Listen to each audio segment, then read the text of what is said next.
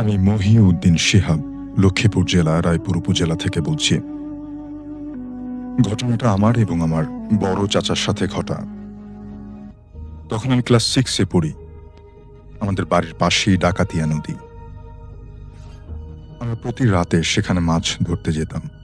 একদিন আমি আর আমার চাচা সেখানে মাছ ধরতে গিয়েছিলাম, কিন্তু সেদিন আমরা অনেক বেশি পরিমাণে মাছ পেলাম। মাছ ধরতে ধরতে আমরা নদীর পাশে অনেকগুলো খেজুর গাছের কাছে পৌঁছলাম। সে খেজুর গাছের অনেক ভয়াবহ ঘটনা, যেগুলো আমি অন্য একদিন শেয়ার করব। যখন আমরা খেজুর গাছের কাছে পৌঁছলাম, তখন একটা বড় মাছ আমরা দেখতে পেলাম। মাছটা অন্যান্য মাছের চেয়ে আমাদের কাছে বেশ বড় মনে হলো। আমার চাচা যখন তার পেছনে পেছনে যাচ্ছে, অর্থাৎ সেই মাছটার পেছনে পেছনে আমার চাচা যাচ্ছেন, আমিও লাইট নিয়ে তার পেছনে পেছনে যাচ্ছি। হঠাৎ আমি আর চাচা দুজনেই দেখলাম যে একটা কলা পাতা মোড়ানো একটা কি যেন খেজুর গাছ থেকে নিচে আমাদের সামনেই পড়ল। আমরা ধূপ করে শব্দটা পেয়ে সেটার দিকে এগিয়ে গেলাম। আমরা কাছে গিয়ে দেখি পাতাটার মোড়ানো। আমরা পাতাটা ধীরে ধীরে খুললাম। খোলার পরে দেখলাম দুটো লাল লাল চোখ আমাদের দিকে তাকিয়ে আছে, আর তার সাথে পাতায় অনেকগুলো চুল লেগেছিল। আমি তখন চাচাকে বলি, চাচা এটা কি? তখন তিনি আমাকে কিছু বলেন না। তিনি বলেন, চলো আমরা চলে যাই। আমি বললাম, কি হয়েছে? তিনি বললেন যে কিছু না। তিনি বলেন, দৌড় দাও। তখন আমরা দৌড় দিলাম, কিন্তু শাফিন ভাই, আমরা যখন জোরে দৌড়ে সামনে যেতে চাচ্ছি, কিন্তু আমরা একদমই সামনে যেতে পারছি না। আমাদের শরীর প্রচুর ওজন হয়ে গেছে। তখন চাচা বলেন যে লুঙ্গি উল্টো করে পড়তে এবং সূরা পড়তে। যখন আমরা সূরা পড়ি, তখন আমাদের ওজন যেন স্বাভাবিক হয়ে গেল, এবং যে ব্যাগ ভর্তি মাছ ছিল সেটা আর আমরা পেলাম না। তারপরে আমরা বাড়ি চলে যাই। পরের দিন সকালে প্রচন্ড পরিমাণে জ্বর আসে আমার। তখন সকালে ঔষধ আনা হয় এবং মসজিদের হুজুরকে নিয়ে আসা হয়। তখন আমরা হুজুরকে সবকিছু খুলে বলি। তিনি বলেন যে আজ আমরা প্রাণে বেঁচে গেছি। তিনি বললেন যে আর কখনো যেন আমরা সেই খেজুর গাছের ধারে মাছ ধরতে না যাই। সেখানে নাকি অনেকগুলো জিন থাকে।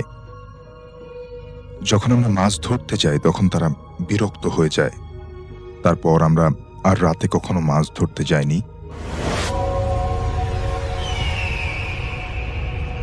আমি আপনাদের সাথে একটা সত্যিকার ভূতের ঘটনা শেয়ার করব।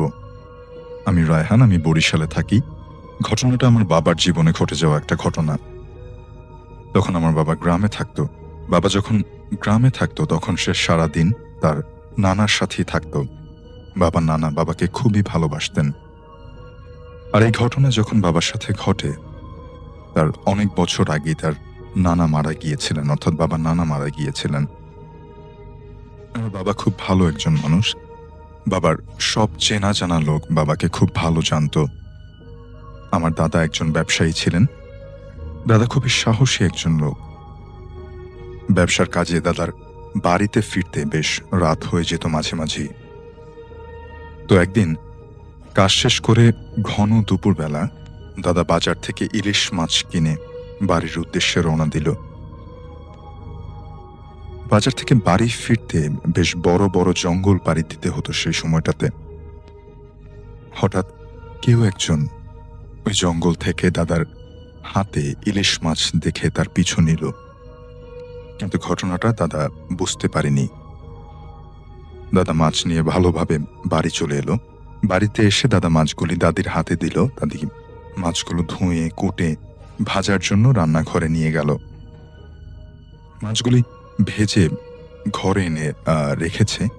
এর মধ্যে দাদি আবার বাবাকে ঘুমাতে বলে গেছেন। বাবাও তাদের কথা মতো ঘুমানোর জন্য চোখ কেবল বুজেছে। হঠাৎ কেউ একজন বাবাকে নাম ধরে ডাক দিল। বাবা সাথে সাথে চোখ মেলে তার ডাকে সাড়া দিল। বাবা সাড়া দিয়ে জানালা দিয়ে তাকিয়ে দেখে যে তার একটা বন্ধু দাঁড়িয়ে আছে। বাবা তার বন্ধুকে দেখে লুকিয়ে লুকিয়ে ঘর থেকে বেরিয়ে গেল, যেহেতু ছোট মানুষ ছিল। ঘর থেকে বেরোনোর পরে বাবা তার বন্ধুকে জিজ্ঞেস করলো যে কি ব্যাপার।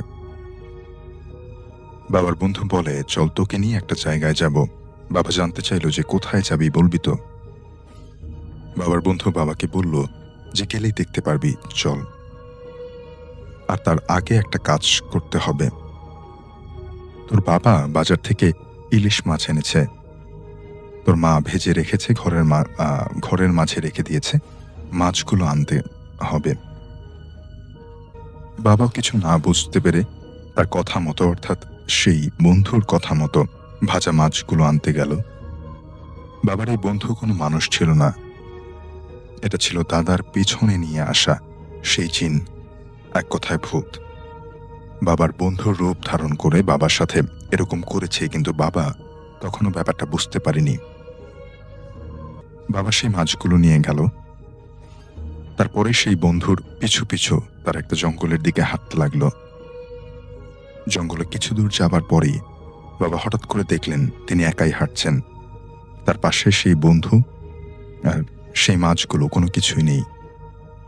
তখন তিনি প্রচণ্ড ভয়ে এক দৌড়ে বাসায় চলে আসেন এবং দাদাকে সব ঘটনা খুলে বলেন। দাদা ঘটনা শুনে সবকিছু বুঝতে পারেন এবং বাবাকে নিষেধ করে দেন যে কারো ডাকে অসময়ে কাউকে না বলে বাড়ি থেকে বের না হতে। এখন যে ঘটনাটি আমি আপনাদেরকে বলতে যাচ্ছি, এই ঘটনাটি আমাকে দিয়েছেন কুষ্টিয়া জেলার দৌলতপুর উপজেলার তারাগনিয়া গ্রামের মোস্তফা বিপ্লব ভাই। ঘটনাটি যার সঙ্গে ঘটেছে তার নাম হচ্ছে রমজান আলী। তাকে রমজান চাচা বলেই ওনারা ডাকেন। আর ঘটনাটি যখন ঘটে তখন 1987 সাল, 1987 সালের শরৎকালের ঘটনা। বাংলাদেশের প্রেক্ষাপটে শরৎকালে আমরা দেখতে পাই যে নদী নালা খাল বিল এগুলো আস্তে আস্তে শুকিয়ে আসে, আর তখন গ্রামের মানুষরা মাছ ধরতে, আর তখন মাছ অনেক পাওয়াও যায়, এটাও তো সত্য। আর ওই গ্রামের এই রমজান চাচা উনি সাধারণত সিজনাল ব্যবসা করতেন, মানে বিভিন্ন সিজনে যেই ব্যবসাটা সেই ব্যবসাটা উনি করতেন। আর মাছ ধরা ওনার খুব বিশাল একটা মানে প্যাশন বা নেশা, যেটাই আমরা বলি না কেন, সেটা ছিল। উনি রাতের বেলা মাছ ধরতে খুব পছন্দ করতেন। আর শরৎকালে তখন যেভাবে উনি সাধারণত মাছ ধরতেন, বিভিন্ন মানে নালাগুলোর যেদিক দিয়ে স্রোত যায় সেখানে মাছ ধরার কিছু ফাঁদ, আমরা স্থানীয় ভাষায় এটাকে, যেমন আমাদের ফরিদপুর রাজবাড়ী অঞ্চলে এইগুলোকে আমরা ঘূর্ণি বলি, কুষ্টিয়া অঞ্চলে এগুলোকে বৃত্তি বলে। এক একটা জায়গায় এক এক রকম নাম। তো যেহেতু কুষ্টিয়াতে ওখানে বৃত্তি বলে, আর আমাকে বৃত্তি নামেই ওই জিনিসটার নাম বলেছেন, আমি বৃত্তিই বলছি আর কি। বেশ কিছু বৃত্তি উনি ওনার কিছু কিছু জায়গায় পেতে রাখতেন। সাধারণত দেখা যেত যে একজন মানুষ যে জায়গাগুলোতে এই বৃত্তিগুলো পাতেন, অন্য কেউ আবার সেখানে পাতেন না। মানে এক একজনের এক একটা জায়গা নির্দিষ্ট ছিল যে ইনি এই জায়গায় পাতবেন, আর একজন আরেক জায়গায় পাতবে, বা নিজেদের কিছু এলাকা আলাদা ভাগ করা ছিল আর কি। তো উনি এরকমই একটা জায়গায় উনি কয়েকটা বৃত্তি পাতেন। বৃত্তিগুলো এমন যে স্রোত যেদিকে যাচ্ছে সেদিক দিয়ে মাছ যদি আসতে থাকে, মাছ ওগুলোর মধ্যে ঢুকতে পারে কিন্তু বের হতে পারে না, আর পরবর্তীতে ওখান থেকে মাছগুলো সংগ্রহ করা যায় অনায়াসেই। তো উনি সাধারণত যে কাজটি করতেন, বিকেল বেলা উনি বেশ কিছু বৃত্তি বিভিন্ন জায়গায় উনি রেখে দিয়ে আসতেন। রাত 10টার পরে একবার যেতেন, গিয়ে উনি ওই বিকেল থেকে রাত 10টা পর্যন্ত তার যাওয়ার আগ পর্যন্ত যতগুলো মাছ ধরা পড়তো সেগুলো নিয়ে আসতেন। সকালবেলা একবারে কেন যেতেন না, কারণ হচ্ছে মাঝে মাঝে দেখা যেত স্রোতের সাথে বিভিন্ন সাপ ঢুকে পড়তো। সাপ ঢুকে পড়লে কি হতো, সাপ নিজেও আটকে যেত এবং আটক অবস্থায় বিভিন্ন মাছ খেয়ে ফেলতো এবং পুরো বৃত্তিটা নষ্ট হয়ে যেত আর কি। এই কারণে ওই রাতের বেলা একবার যেত, আর অনেক সময় দেখা যেত মাছ অনেক সময় চুরিও হয়ে যেত। এই কারণে দুইবার মাছ সংগ্রহ করতে, এক হচ্ছে রাতের বেলা আর একটা হচ্ছে ভোরবেলা। তো ভালোই মাছ পাচ্ছিলেন। বেশ কিছুদিন যাবৎ উনি খেয়াল করলেন যে রাতের বেলা মাছ সংগ্রহ করে আসার পর আবার যখন ওই বৃত্তিটা পেতে আসেন একই জায়গায়, ভোরবেলা গিয়ে উনি ওই বৃত্তির মধ্যে কোনো মাছ পান না। শুরুতে উনি মনে করেছিলেন হয়তোবা অন্য কেউ মাছ চুরি করে নিয়ে যায়। এই কারণে উনি ভোরবেলা, মানে যেই সময়টাতে সাধারণত অন্যেরা মাছ সংগ্রহ করতে আসে, এই সময়ের কিছু সময় আগে উনি গিয়ে বসে থাকেন দূরে, যে কাউকে দেখা যায় কিনা। কিন্তু উনি কাউকে দেখতে পান না, মানে তখন কোনো লোক আসেইনি। কিন্তু এরপরে গিয়ে যখন উনি ওনার বৃত্তিটা তোলেন, দেখে যে কোনো মাছ নেই, বা থাকলেও খুব একটা দুইটা বা খুবই কম আর কি, যেটা হওয়ারই কথা না। তার মানে হচ্ছে যে উনি আসারও আরো আগে কেউ এসে এইখান থেকে মাছ চুরি করে নিয়ে যায়। তাহলে ওনাকে আরো আগে আসতে হবে। উনি আরো আগে আসেন, তারপরও উনি কাউকে দেখতে পান না। তখন চিন্তা করেন এবার অনেক রাত থাকতেই আসতে হবে, নিশ্চয়ই চোর গভীর রাতে এসে মাছগুলো চুরি করে নিয়ে যায়। যেই ভাবা সেই কাজ। এক রাতে উনি হাতে একটা টর্চ লাইট নিয়ে আস্তে আস্তে উনি যেখানে বৃত্তি পেতেছেন সেখান থেকে একটু দূরে একটা গাছের নিচে ঘাপটি মেরে বসে থাকেন। উনি যখন আসছেন তখন কিন্তু টর্চ লাইট জ্বালাননি, কারণ টর্চ লাইট যদি উনি জ্বালাতে জ্বালাতে আসেন, দূর থেকে হয়তো বা চোরেরা বুঝতে পারবে যে কেউ একজন আসছে। এই জন্য উনি টর্চ লাইট জ্বালাননি, মোটামুটি চাঁদের আলোতে যতটুকু দেখা যায় সেভাবেই পথ মানে চিনে চিনে উনি এসে ওই গাছের নিচে চুপটি করে বসে আছেন। রাত প্রায় 3টা কি 3:30। হঠাৎ উনি দেখতে পান যে দুটো বাচ্চা ছেলে, বয়স 5 থেকে 7 বছর হবে এমন। এই বাচ্চা ছেলে দুটি তারা ওই বৃত্তির কাছাকাছি এসেছে। একজনের হাতে একটা খালই, খালই কোনগুলো বলি আমরা, বেত বা বাঁশ দিয়ে তৈরি এক ধরনের বিশেষ ঝুড়ি বিশেষ, যার মধ্যে বাজার রাখা যায়, মাছ রাখা যায় এমন।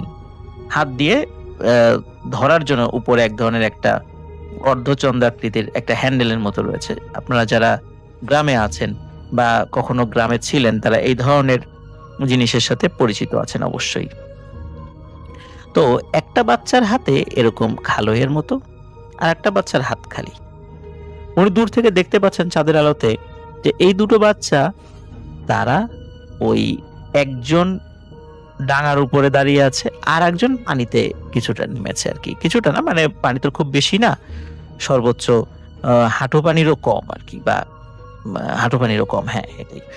তো এখন একজন কি করছে, ওই বৃত্তিটা হাত দিয়ে ধরে ডাঙাতে নিয়ে আসছে। ডাঙাতে নিয়ে আসার পর দুজন মিলে সেখান থেকে মাছ বের করছে এবং ওই সেই খালইয়ের মধ্যে রাখছে। আবার যেই ছেলেটা পানির মধ্যে নেমেছে সে আবার পানিতে গিয়ে অন্য আর একটা বৃত্তি নিয়ে আসছে। তখন উনি চিন্তা করলেন, যদি আগে গিয়ে পানির ছেলেটাকে ধরি তাহলে ডাঙার ছেলেটা পালিয়ে যাবে। প্রথমে যে কাজটা করতে হবে, আগে ডাঙার ছেলেটাকে ধরতে হবে, আর পানির ছেলেটা খুব সহজেই তো দৌড়তে পার হতে পারবে না। পরে এটাকে ধরেই আমি ওই অন্য পানির ভিতরে থাকা ওই ছেলেটাকে ধরবো। যে চিন্তা সেই কাজ। উনি চুপে চুপে গিয়ে খপ করে ওই ছেলেটাকে ধরে ফেলেন, এবং ধরার পর ওই ছেলেটা না কোনো সাউন্ড করে না যে আমাকে ছেড়ে দেন, কেন ধরলেন, বা এরকম হবে না, আর মাছ চুরি করবো না, কিচ্ছু বলে না, চুপ। উনি কিন্তু দূর থেকে একটা বিষয় লক্ষ্য করছিলেন, এই দুটো ছেলে যে আসলো, একজন মাছ মানে নিয়ে আসছে, দুজন মিলে মাছ বের করছে, আবার ঝুড়িতে রেখে আবার আরেকজন মাছ মানে সংগ্রহের জন্য আর একটা বৃত্তি নিয়ে আসছে। এরা কিন্তু দুইজনের সাথে কোনো কথা বলছে না। উনি কিন্তু এটা খেয়াল করেছেন, কিন্তু উনি চিন্তা করেছেন যে হয়তোবা শব্দ করলে যদি লোকজন টের পেয়ে যায়, তাহলে এই জন্য হয়তোবা তারা কথা বলছে না। তো উনি যখন ওই একটা ছেলেকে ধরেছেন, ধরে ওই দৌড় দিয়ে গিয়ে পানির মধ্যে নেমে ওই ছেলেটাকেও ধরে ফেলেন। এবং ওনার একটা পরিকল্পনা ছিল যে এই দুটো বাচ্চা ছেলেকে উনি সাথে নিয়ে যাবেন এখন বাড়িতে, সকালবেলা তাদের বাড়িতে খবর পাঠাবেন, তার বাবা মাকে ডেকে পাঠাবেন এবং তাদের কাছে নালিশ দেবেন যে তাদের ছেলে মাছ চুরি করে। উনি ওই দুটো ছেলেকে ধরে নিয়ে আসছেন। তো উনি চিন্তা করলেন যে দুটো ছেলে তো আসলে হেঁটে তাদের সাথে, মানে তাদেরকে 2 হাত ধরে মানে ধরে হেঁটে হেঁটে আসছেন। তো আসলে উনি তো অনেক উঁচা লম্বা মানুষ ছিলেন। তো ওনার পায়ের স্টেপ আর ওদের পায়ের স্টেপ তো এক না। ওরা তো আস্তে আস্তে হাঁটে, বা পায়ের স্টেপ তো ছোট ছোট। উনি চিন্তা করলেন যে এই দুটোকে কাঁধের উপর উঠিয়ে নিই, তারপর আমি বড় বড় কদম ফেলিতে চলে যাই। যে ভাবা সেই কাজ। উনি 2 হাত দিয়ে 2টা বাচ্চাকে উঁচু করে কাঁধের উপর বসিয়ে ফেললেন। কারণ ওনার শরীর অবশ্য অনেক শক্তি ছিল, আর দুটো বাচ্চাও হালকা ছিল। বাচ্চা মানুষের ওজন আর কতই হবে। উনি হেঁটে চলছেন। উনি কিন্তু ঘুণাক্ষরেও একটা বিষয় টের পাননি যে এই যে রাত, এত রাত্রে এই বাচ্চাগুলো কোত্থেকে আসবে। এই বাচ্চাগুলো একজন আরেকজনের সাথে কথাও বলছে না। আজব ব্যাপার, এরা কি বোবা নাকি? উনি কিন্তু এই বিষয়টা আসলে ওনার মাথায় আসে না, কারণ উনি মাছ চোর ধরতে পেরেছেন। উনি এতটাই রাগান্বিত ছিলেন ওদের উপরে, বা এইসব বিষয় আসলে ওনার মাথায় কাজ করেনি।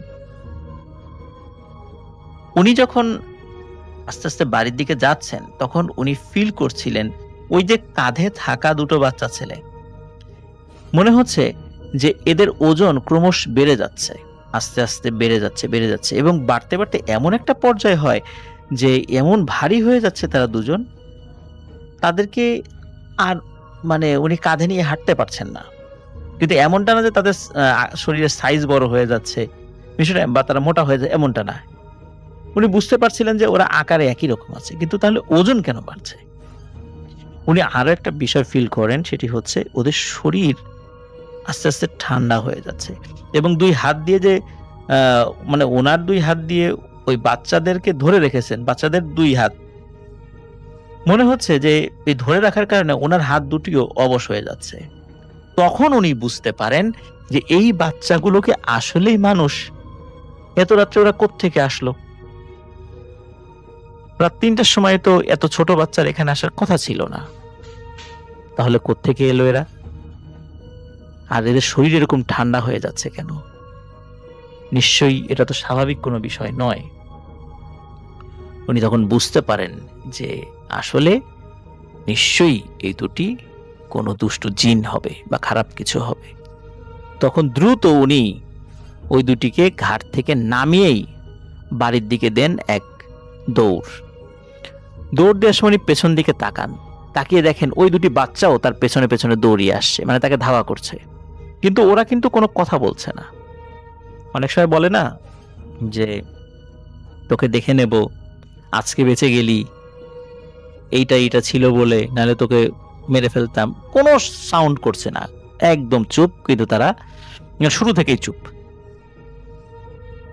রমজান চাচা তো দৌড়িয়ে বাড়িতে চলে আসে, বাড়ির উঠোনে এসে চিৎকার দিয়ে সেন্সলেস হয়ে পড়ে যান। বাড়ির লোকজন আসে, সে দেখে ওনার এই অবস্থা। ওই দুটো বাচ্চাকে কিন্তু আর তারা আবার পরিবারের লোকজন আর দেখেনি। সকালবেলা রমজান চাচার জ্ঞান ফেরে। জ্ঞান ফেরার পর ওনার শরীরে প্রচন্ড জ্বর এবং ডায়রিয়া শুরু হয়েছে। ওনাকে উপজেলা স্বাস্থ্য কমপ্লেক্সে ভর্তি করা হয়। ভর্তি করার পর ডাক্তাররা বিভিন্ন ওষুধ টষুধ দিয়েছে। কিছুটা ভালো হলে ওনাকে আবার বাড়িতে নিয়ে আসা হয়। বাড়িতে নিয়ে আসার পর ওনার অবস্থা আবার খারাপ হয়, আবার হসপিটালে ভর্তি করা হয়। হসপিটালে যখন আবার কিছুটা উন্নতি হয় অবস্থার, আবার যখন বাড়িতে নিয়ে আসা হয়, আবার একই সমস্যা। তখন তাকে কুষ্টিয়া সদর হসপিটালে নিয়ে আসা হয়। সদর হসপিটালে একই অবস্থা। ট্রিটমেন্টের পরে কিছুটা ভালো হয়। হসপিটাল থেকে যখন ছেড়ে দিয়েছে, বাড়িতে আসার পর একই অবস্থা। তাকে যখন আবার কুষ্টিয়া সদর হসপিটালে নিয়ে যাওয়া হয়েছে, তখন ডাক্তাররা পরামর্শ দেন যে তাকে ঢাকায় নিয়ে যেতে, ঢাকায় নিয়ে ভালো কোনো হসপিটালে তাকে ট্রিটমেন্ট করাতে। এখানে তাদের আর ট্রিটমেন্ট নেই। এই কারণে নেই, ডাক্তাররা সাধারণ ফ্লু মানে জ্বর এবং ডায়রিয়ার ওষুধ দিয়েছে, কিন্তু তারা তো এর বাইরে এই রোগের কারণ কি এটা তারা ধরতে পারছে না, যার কারণে সে ভালো হচ্ছে না। এখন তাকে হসপিটাল থেকে রিলিজ দিয়ে দেওয়া হয়। উনি বাড়িতে চলে আসেন। বেশ কিছু কবিরাজ দেখানো হয়। কবিরাজরা বলেন তোমার উপর জিনের প্রভাব পড়েছে, যার ফলে এই অবস্থা হয়েছে। কিন্তু কবিরাজদের ঝাড়ফুঁকেও তার কোনো উপকার হচ্ছিল না। সবাই পরামর্শ দেয় যে তার যেই সহায় সম্পত্তিগুলো আছে সেগুলো বিক্রি করে দিয়ে বা বন্ধক রেখে তাকে উন্নত চিকিৎসার জন্য ঢাকা নিয়ে যাওয়া হোক। কিন্তু উনি বুঝতে পারেন উনি আস্তে আস্তে মৃত্যুর দিকে এগিয়ে যাচ্ছেন। তা না হলে সাধারণ জ্বর বা ডায়রিয়াতে একটা মানুষের এরকম অবস্থা হওয়ার কথা নয়। আর যেহেতু ওনার সাথে একটা প্যারানরমাল ঘটনা ঘটেছে, সুতরাং উনি আর হয়তোবা বাঁচবেন না। ওনার 1 বছর বয়সী একটি কন্যা সন্তান ছিল এখন সব সম্পত্তি যদি উনি বিক্রি করে ট্রিটমেন্ট করেন এবং উনি যদি ভালো না হন, মারা যান, তাহলে এদের কি অবস্থা হবে? উনি এই চিন্তা করে খুবই ভেঙে পড়েন। এক রাতে উনি তাহাজ্জুদের নামাজ পড়ে আল্লাহ তাআলার দরবারে অনেক কান্নাকাটি করেন। আল্লাহর কাছে উনি কাঁদতে থাকেন এবং বলতে থাকেন, আল্লাহ আমাকে সুস্থ করে দাও। আমি যদি সহায় সম্পত্তি বিক্রি করে আমি যদি ট্রিটমেন্ট করি, তাহলে যদি সুস্থ হয়েও যাই, তাহলে আমরা মাথা গোঁজার ঠাঁইটাও তো আর পাবো না। আর যদি আমি সুস্থ না হই, মারা যাই, তাহলে আমার শিশু সন্তান এবং আমার ওয়াইফের কি হবে? তারা তো রাস্তায় গিয়ে দাঁড়াতে হবে। তখন উনি এরকম কান্নাকাটি করেন আল্লাহ তাআলার দরবারে। যেহেতু ফজরের নামাজের অনেক দেরি ছিল, এর মধ্যে নামাজ পড়া শেষে উনি কিছুটা তন্দ্রাচ্ছন্ন হয়ে যান এবং ঘুমের মধ্যে উনি একজন ব্যক্তিকে স্বপ্ন দেখেন। উনি বড় বড় দাড়িওয়ালা, সাদা পাগড়ি, সাদা জুব্বা পরা একজন মানুষকে দেখেন। ওই মানুষটি এসে বলছে যে, রমজান আলী, তোমার অবস্থা তো ভালো না, তুমি তো মনে হয় আর বাঁচবা না। জানি না আল্লাহ তোমার হায়াত কতদিন রেখেছে, কিন্তু আমার যতদূর মনে হচ্ছে তুমি আর বাঁচবা না, কারণ তোমার অনেক ক্ষতি করে ফেলেছে ওই দুষ্টু জিনেরা। ওরা অনেক শক্তিশালী এবং খারাপ জিন ছিল, ওরা তোমার খুবই ক্ষতি করেছে। রমজান চাচা ঘুমের মধ্যে ওই ব্যক্তিকে দেখে ওনার মনে হচ্ছিল যে এনাকে উনি এর আগেও কোথাও দেখেছেন, কিন্তু কোথায় দেখেছেন উনি সেটা বুঝতে পারছেন না।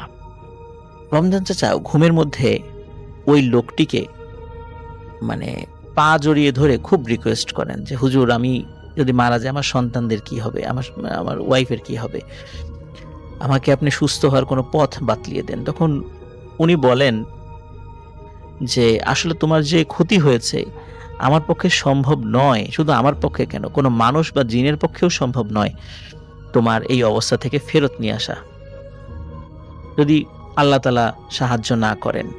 তবে আমি তোমাকে একটা পথ বাতলাতে পারি, কিন্তু আমি জানি না এটা তোমার উপকারে লাগবে কিনা, কারণ তোমার যেই সমস্যা হয়েছে এটা সম্পূর্ণ নিয়ন্ত্রণের বাইরে। তখন রমজান চাচা ঘুমের মধ্যেই, ওই স্বপ্নের মধ্যেই বলছেন তার সাথে যে, ঠিক আছে হুজুর, আপনি বলেন কি। তখন ওই যে মুরব্বী লোকটি, তিনি হাত থেকে হাতে একটি গাছকে দেখান, বলে যে, তুমি ফজরের নামাজের পর তুমি তোমার বাড়ি থেকে একটু দূরে একটা তাল গাছ রয়েছে, তাল গাছের গোড়ায় চলে যাবা, সেখানে গিয়ে ঝোপঝাড়ের মধ্যে এই গাছটি দেখতে পাবা। এই গাছটি তুমি তুলে নিয়ে আসবা, তুলে নিয়ে আসার পর এই গাছের শেকড় বেটে তুমি খাবা। আল্লাহ তাআলা চাহেন তো উপকার হবে, আর যদি না হয় তাহলে অন্য কোনো কিছুতে তোমার আর কোনো উপকারে আসবে না। এরপর ওনার ঘুম ভেঙে যায়। ঘুম ভাঙার পর উনি সত্যি ফজরের নামাজের পর ওনার বাড়ি থেকে একটু দূরে একটা তাল গাছ রয়েছে, তাল গাছের নিচে বেশ ঝোপঝাড় রয়েছে, উনি ওই ঝোপঝাড়ের কাছে যাওয়ার সাথে সাথে ওই গাছটি তিনি দেখতে পান এবং ওই গাছটি তুলে, ওটা তো বেশ অনেকগুলো গাছ ছিল ওখানে, উনি গাছটি তুলে নিয়ে আসেন। তুলে নিয়ে আসার পর ওইটা শিকড় বেটে উনি খান। এভাবে যখন উনি প্রতিনিয়ত খাচ্ছিলেন, আস্তে আস্তে ওনার অবস্থার উন্নতি হচ্ছিল এবং একটা পর্যায়ে সত্যি উনি পুরোপুরি ভালো হয়ে যান। এরপরে উনি একবার ওই যে সেই মুরব্বী তাকে স্বপ্নে দেখেন। মুরব্বী স্বপ্নে তাকে বলছে, রমজান আলী, তুমি কি আমাকে চিনতে পেরেছো? তখন রমজান আলী বলে, জি হুজুর, আমি আপনাকে চিনতে পেরেছি। তখন রমজান আলীকে উনি বলেন যে, আসলে আমি তো অনেক দূরে ছিলাম, তোমার অবস্থা সম্পর্কে আমার জানা ছিল না। আমি যখন খবর পাই তখন চলে আসি এবং এসে দেখি তোমার অবস্থা খুবই খারাপ। যাই হোক, আমার যেটা জানা ছিল সেটা আমি তোমাকে বলেছি এবং আল্লাহ তাআলা তোমাকে মাফ করেছেন, এখানে আমার কোনো হাত নেই। আর তুমি এই যেই গাছটা চিনলা, যদি এই ধরনের সমস্যা অন্য কারোর মধ্যে দেখো, তাহলে তুমি এটা দিয়ে মানুষকে ট্রিটমেন্ট করো, তারা ভালো হয়ে যাবে ইনশাআল্লাহ। প্রিয় লিসেনার্স, মোস্তফা বিপ্লব ভাই রমজান চাচার সাথে দেখা করেছিলেন এবং জিজ্ঞেস করেছিলেন যে, আপনার কাছে যে চেনা চেনা মনে হচ্ছিল যে লোকটিকে স্বপ্নে দেখা, তাকে কি আপনি আসলেই চিনতে পেরেছেন? তখন বলে, হ্যাঁ, আমি চিনতে পেরেছি। আমি অনেক ছোটবেলায় আমাদের বাড়িতে কিছু মানুষদেরকে আসতে দেখতাম। আমার বাবা অনেক পরহেজগার মানুষ ছিলেন, বেশ কিছু লোক আমাদের বাড়িতে আসতেন। তার মধ্যে আমি শুনেছি কয়েকজন জিনও নাকি আসতো। আমি যেই মানুষগুলোকে আসতে দেখতাম তার মধ্যে উনি একজন। তবে উনি অন্যদের থেকে একটু ব্যতিক্রম ছিল। উনি কারো সাথে তেমন কথা বলতেন না। আমার বাবার সাথে দেখা করতেন, কি বলতেন আমি জানি না। এবং উনি কিছু খেতেনও না। উনি আসতেন, খুবই অল্প সময়ের জন্য আসতেন, আবার চলে যেতেন। এভাবে বেশ অনেকবার ওনাকে আমি দেখেছি অনেক ছোটবেলায়। কিন্তু আমার বাবা মারা যাওয়ার পর, যেহেতু আমার বাবা আমাকে শিশু বয়সেই রেখেই মারা গিয়েছিলেন, তারপরে ওনাকে আমি কখনো দেখিনি। এই স্বপ্নে ওনাকে আমি প্রথম দেখেছি। প্রিয় লিসেনার্স, ইনি ছিল একটা জিন, যিনি তার বাবার শিষ্য ছিলেন। এই রমজান চাচার বাবার শিষ্য ছিলেন আর কি। ওনার বাবা মারা যাওয়ার পরে তিনি আর আসেননি, কিন্তু যেহেতু তার গুরুর সন্তানের এই করুণ অবস্থা, এই খবর যখন উনি পান তখন তিনি আসেন। কিন্তু রমজান চাচা তো আসলে সামনাসামনি জিন দেখে অভ্যস্ত নন। উনি তো আবার অসুস্থ ছিলেন। হঠাৎ করে জিন দেখে যদি উনি ভয় পেয়ে যান, আরো অসুস্থ হন, এই জন্য স্বপ্নের মাধ্যমে এসে তার এই সমস্যার সমাধানের জন্য তিনি পথ বাতলে দিয়েছিলেন এবং আল্লাহ তাআলা তাকে সুস্থ করেছিলেন। আসসালামু আলাইকুম রাসেল ভাই, আশা করছি আপনি ভালো আছেন। রাসেল ভাই, আজকে আমি আপনাকে যেই ঘটনাটা শেয়ার করব, এই ঘটনাটা আমাদের এলাকা থেকে ৩ গ্রাম পরের একটা ঘটনা। যেই ঘটনাটা আমি আমার বড় ভাইয়ের মুখ থেকে শুনেছিলাম। যখন ঘটনাটা ঘটে তখন আমার বড় ভাইয়ের বয়স আনুমানিক ১৫ থেকে ১৭ বছর হবে আর কি। সে তখন ক্লাস 8 কিংবা 9-এ পড়ে। আর ঘটনাটা আজ থেকে প্রায় 10 বছর আগের একটা ঘটনা। তো রাসেল ভাই, আমি কথা না বাড়িয়ে সরাসরি ঘটনায় চলে যাচ্ছি। রাসেল ভাই, আমাদের বাড়ি থেকে এই কিছু দূর সামনেই একটা নদী আছে। এই নদীটা আমাদের পরবর্তী ৩ গ্রাম সহ মিলে এই নদীটা আর কি বিস্তৃত। নদীটা অত মানে প্রস্থ বেশি নেই, মানে দৈর্ঘ্য বেশি। প্রস্থ কম কিন্তু দৈর্ঘ্য বেশি। আর নদীটার এক সাইডে হচ্ছে রাস্তা আছে আর অপর সাইডে ধানের জমি। মাঝখান দিয়ে একটা নলার মতো নদী এই ৩ গ্রামকে একত্রিত করেছে। তো রাসেল ভাই, বর্ষাকালে এই নদীটা এত বেশি পানি হয় যেই পানিতে এই ধানের জমিগুলো পর্যন্ত ডুবে যায় এবং বিভিন্ন সময় মানুষ বিভিন্ন রকমের সমস্যার সম্মুখীন হন। কারণ এই এক নদীর ওপারে আবার মানুষের বাড়ি আছে, সেই দিক দিয়ে যাওয়ার জন্য এই নদীটা অনেক বেশি কার্যকারী ভূমিকা পালন করে। কিন্তু যখন বর্ষার সময় হয় তখন এই রাস্তাঘাট, ধানের জমি সব কিছু ডুবে যাওয়ার কারণে মানুষের যাতায়াত ব্যবস্থাটা খুবই দুর্বিষহ হয়ে পড়ে। কিন্তু এলাকার মেম্বার সাহেব, আমাদের এলাকার এই ৩ গ্রাম মিলে আবার একটা ওয়ার্ড, সেই ওয়ার্ডের একজন মেম্বার আছে যার নাম হচ্ছে জাফর আলী মেম্বার। ওই জাফর আলী মেম্বার আমাদের এই পারাপারের জন্য একটা নৌকা দেয় এবং এই নৌকাটার একজন নির্দিষ্ট মানে মালিক করে দেয়। মালিক বলতে সার্বিক তত্ত্বাবধানে একজন থাকে, যার নাম হচ্ছে মন্টু মিয়া। আর এই মন্টু মিয়ার দায়িত্ব হলো যে তিনি সকাল থেকে রাত পর্যন্ত এই নৌকায় মানুষ এপার থেকে ওপারে নিয়ে যাবেন যখন আর কি বর্ষার সময় হয়। আর একটা কথা বলে রাখি রাসেল ভাই, এই মন্টু মিয়ার অন্যতম একটা নেশা বা অন্যতম একটা পেশা বলতে পারেন বা ইচ্ছা বলতে পারেন, সেটা হচ্ছে মাছ মারার। তিনি এই সময়ে প্রচুর পরিমাণে মাছ মারেন, যেই মাছগুলো বিভিন্ন সময় এলাকার মানুষদের মাঝে বিতরণ করেন, আবার মাঝে মধ্যে উনি বাজারে বিক্রি করেন, আবার মানে ধরেন যে সস্তায় কম দামে উনি ওনার পরিশ্রমিকটা যতটুকু আসে অতটুকু টাকা নিয়ে মাছগুলো সেল করে দেন আর কি।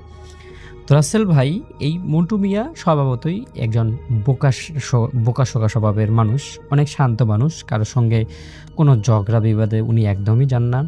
ওনার পেশাটাই হচ্ছে একটা মানে দুস্থ পেশা, মানে এমনভাবে উনি থাকেন, এমনভাবে উনি চলেন যেন সমাজের খুবই একজন শান্তশিষ্ট মানুষ। তো রাসেল ভাই, একদিনের কাহিনী, যেই কাহিনীর পর থেকে মন্টু মিয়ার জীবনটাই পুরো বদলে যায়। আমি সেই কাহিনীটাই আপনার সঙ্গে শেয়ার করব আজকে।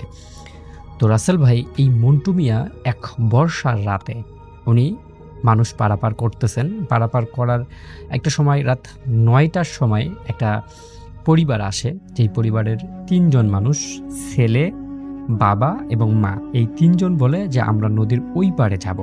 নদীর ওই পাড়ে যখন ওনারা যাবেন, কিন্তু ওদের একটা শর্ত হচ্ছে, মন্টু মিয়াকে বলেন যে আমরা ওই পাড়ে যাব ঠিক আছে, কিন্তু ওই পাড়ে আমাদের একটু কাজ আছে, 1-1.5 ঘন্টা সময় লাগবে, তখন আবার আমাদেরকে নদীর এই পাড়ে আবার দিয়ে যাইতে হবে। তো মন্টু মিয়া বলে যে 1-1.5 ঘন্টা সময়, উনি মনে মনে ভাবে যে ঠিক আছে 1-1.5 ঘন্টা সময় যদি যেহেতু খুবই দরকার, তো 1-1.5 ঘন্টা ওখানে রেখে আমি কিছু মাছ মারবো, তারপর আবার ওদেরকে নিয়ে এই পাড়ে চলে আসব। আর রাসেল ভাই, এখানে একটা কথা আছে, সেটা হচ্ছে নদীর ওই পাড়ে কিন্তু ওই যে ধান ক্ষেত, জঙ্গল, বেশি পানি, ওই দিকেই সব কিছু, এই দিকে কিন্তু এমন কোনো সমস্যা নাই।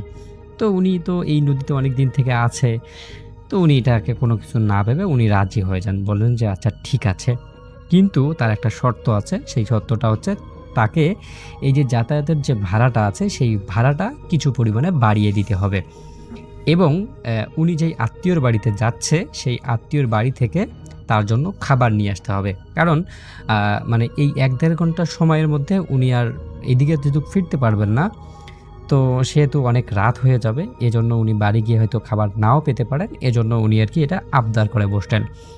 তো যেই ফ্যামিলিটা যাচ্ছে ওরা বলে যে আচ্ছা ঠিক আছে, আমরা তো দাওয়াতের বাড়িতেই যাচ্ছি, সমস্যা নাই, আপনার জন্য আমরা খাবার নিয়ে আসব। তো যেই কথা বলে মন্টু মিয়া তাদেরকে নৌকায় তুলে ওই পাড়ে দিলেন।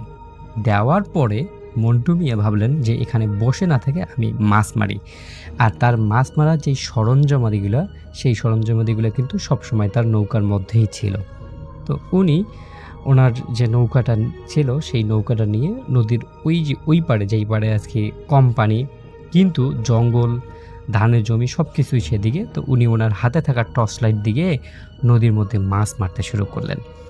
তো মাছ সেদিন একটা অবস্থা যে সেদিন উনি প্রচুর পরিমাণে মাছ পাচ্ছেন, মানে খুব সহজেই মাছগুলো তার কাছে ধরা দিচ্ছে, এরকম একটা অবস্থা। তো উনি এটা দেখতে উনি বেশ খানিকটা অবাক হয়ে গেলেন, কিরে এখানে তো এত মাছ থাকার কথা না, কিন্তু আজকে এত বেশি মাছ পাচ্ছি, এর কারণ তো বুঝলাম না।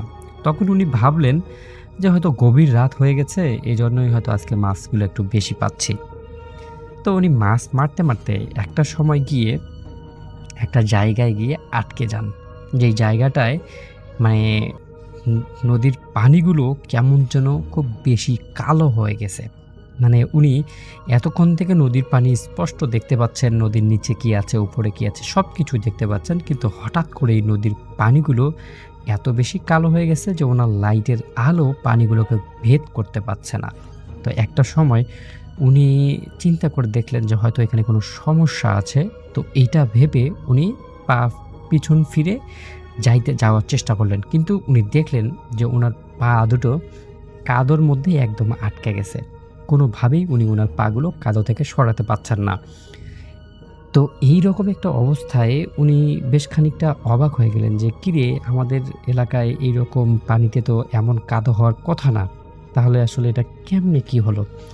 তখন উনি ওনার লাইটের যে আলোটা ছিল সেই আলোটা উনি ওনার পায়ের কাছে ধরলেন। তখন উনি দেখলেন যে ওনার পায়ের মধ্যে কিছু একটা বাধা পড়ে গেছে, মানে কিছু একটা দড়ি টাইপের কিছু দিয়ে বেঁধে রাখা হয়েছে। তো উনি এটা দেখার পর বেশ খানিকটা ভীতু সাব্যস্ত হয়ে গিয়ে সূরা আর ইখলাস, সূরা ফাতিহা এবং সূরা নাস পড়া শুরু করলেন, কিন্তু এগুলোতেও কোনো কাজ হচ্ছে না।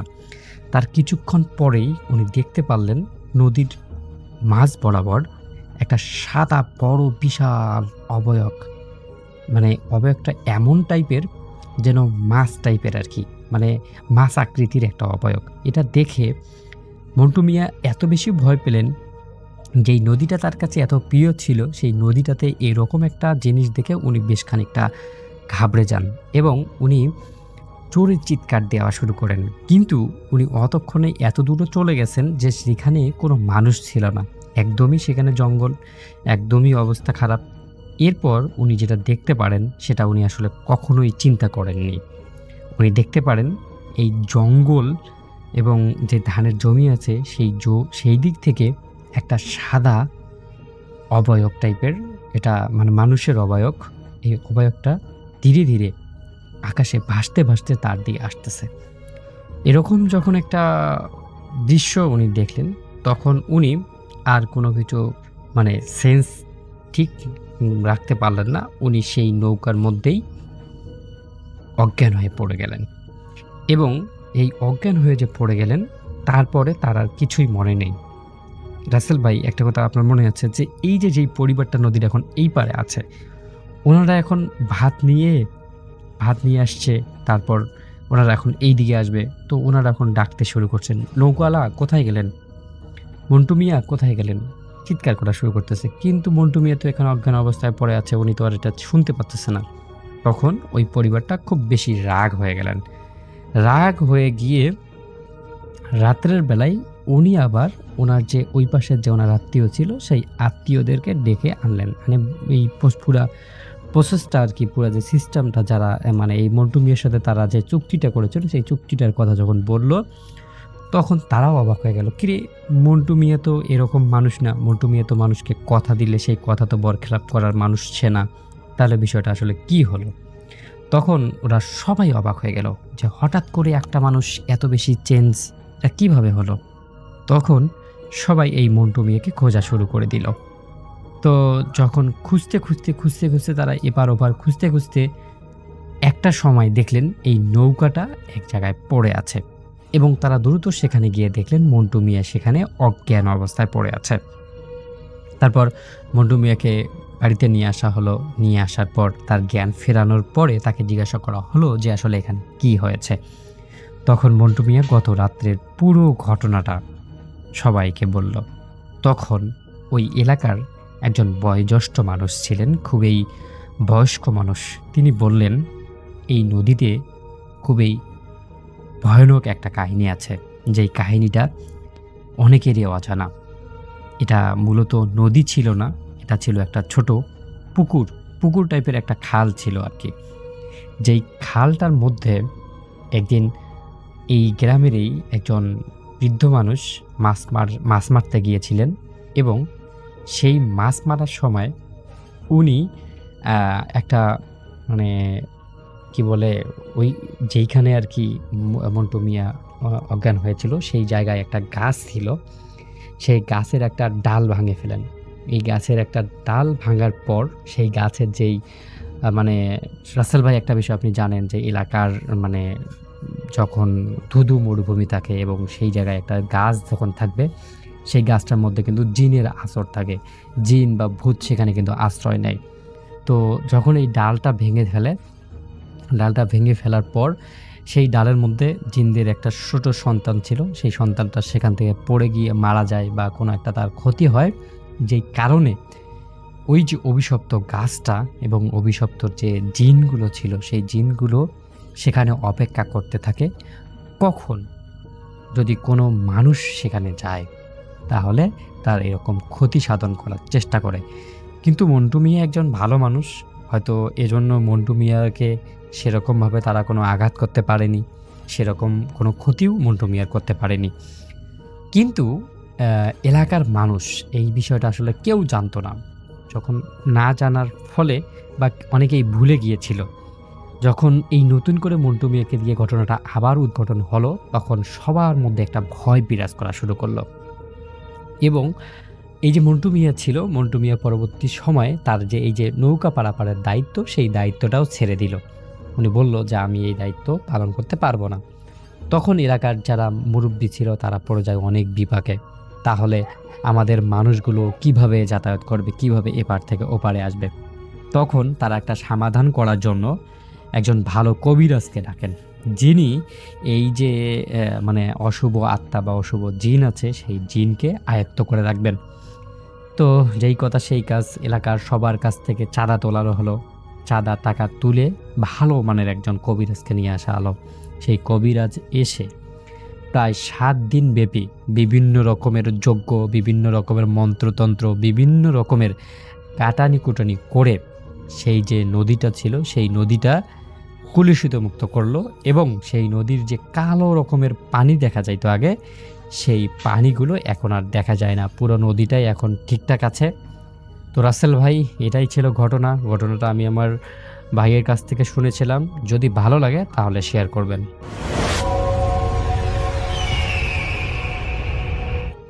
ঘটনাটা 2017 সালের জুন মাসে। একদিন জোহরের নামাজের পর মসজিদ থেকে বাসার দিকে যাচ্ছিলাম। তখন একটা বিড়াল দেখি মসজিদের ভেতর থেকে বের হচ্ছে। আমি একটা ঢিল মারি বিড়ালটিকে মারার উদ্দেশ্যে। বিড়ালের গালে ঢিল লাগার সাথে সাথে পাশের ড্রেনে পড়ে যায়। আমি দেখতে গিয়ে দেখি ড্রেনে বিড়ালটি আর নেই। ঠিক সেদিন রাতে আমি আবারও আমার রুমে কারো উপস্থিতি অনুভব করি। এভাবে প্রায় কয়েক বছর কেটে যায়। একদিন আমিও আমার মা আন্টির মানে পাশের বাসা থেকে ফিরছিলাম। তখন একজন লোক আমার মাকে বলে আমার নাকি সমস্যা আছে। আম্মু লোকটিকে জিজ্ঞেস করলে লোকটি বলে আমি একটা বিড়ালকে ঢিল মেরে ড্রেনে ফেলে দিয়েছিলাম। এই কথাটি শুধু আমিই জানি, এটা আমি কাউকে বলি নাই, কিন্তু সে কিভাবে জানলো? তারপর আম্মু তাকে বাসায় আসতে বলে এবং সে শুরু থেকে সব বলে এবং এটাও বলে যে আমার রুমে রাতে নাকি একটা জিন আসে আমার ক্ষতি করতে, কিন্তু সে কোনোভাবেই ক্ষতি করতে পারছে না।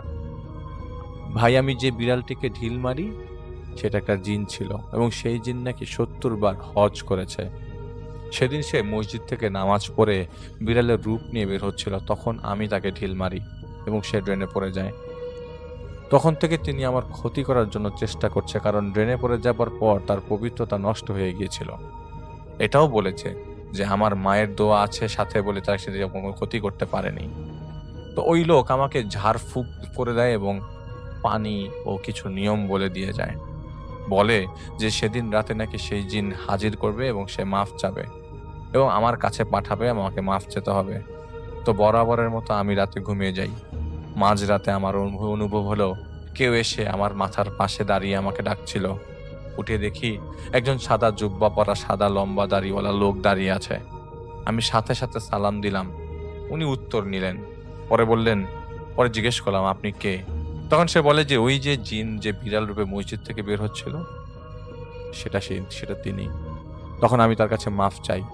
সে আমাকে বলল যে কখনো যেন আর কখনো কোনো পশুকে আঘাত না করি এবং সবসময় যেন বাবা মার কথা শুনি। তিনি এটা পরিষ্কার আমাকে বলেন এবং এও বলেন যে মায়ের দোয়ার কারণে সে আমাকে কোনো ক্ষতি করতে পারেননি এবং তিনি এই বলে সেখান থেকে বিদায় নেন। অনেক সময় সব ঘটনা আপনাকে ভয় না লাগাতেও পারে, তবে কিছু ঘটনা অনেক সময় অনেক প্রশ্ন ছেড়ে চলে যায় যা উত্তর বই ঘেটে পাওয়া যায় না। আদৌ কি কোনো জিন ছিল নাকি ছিল না সেটা আমি বলতে পারি না।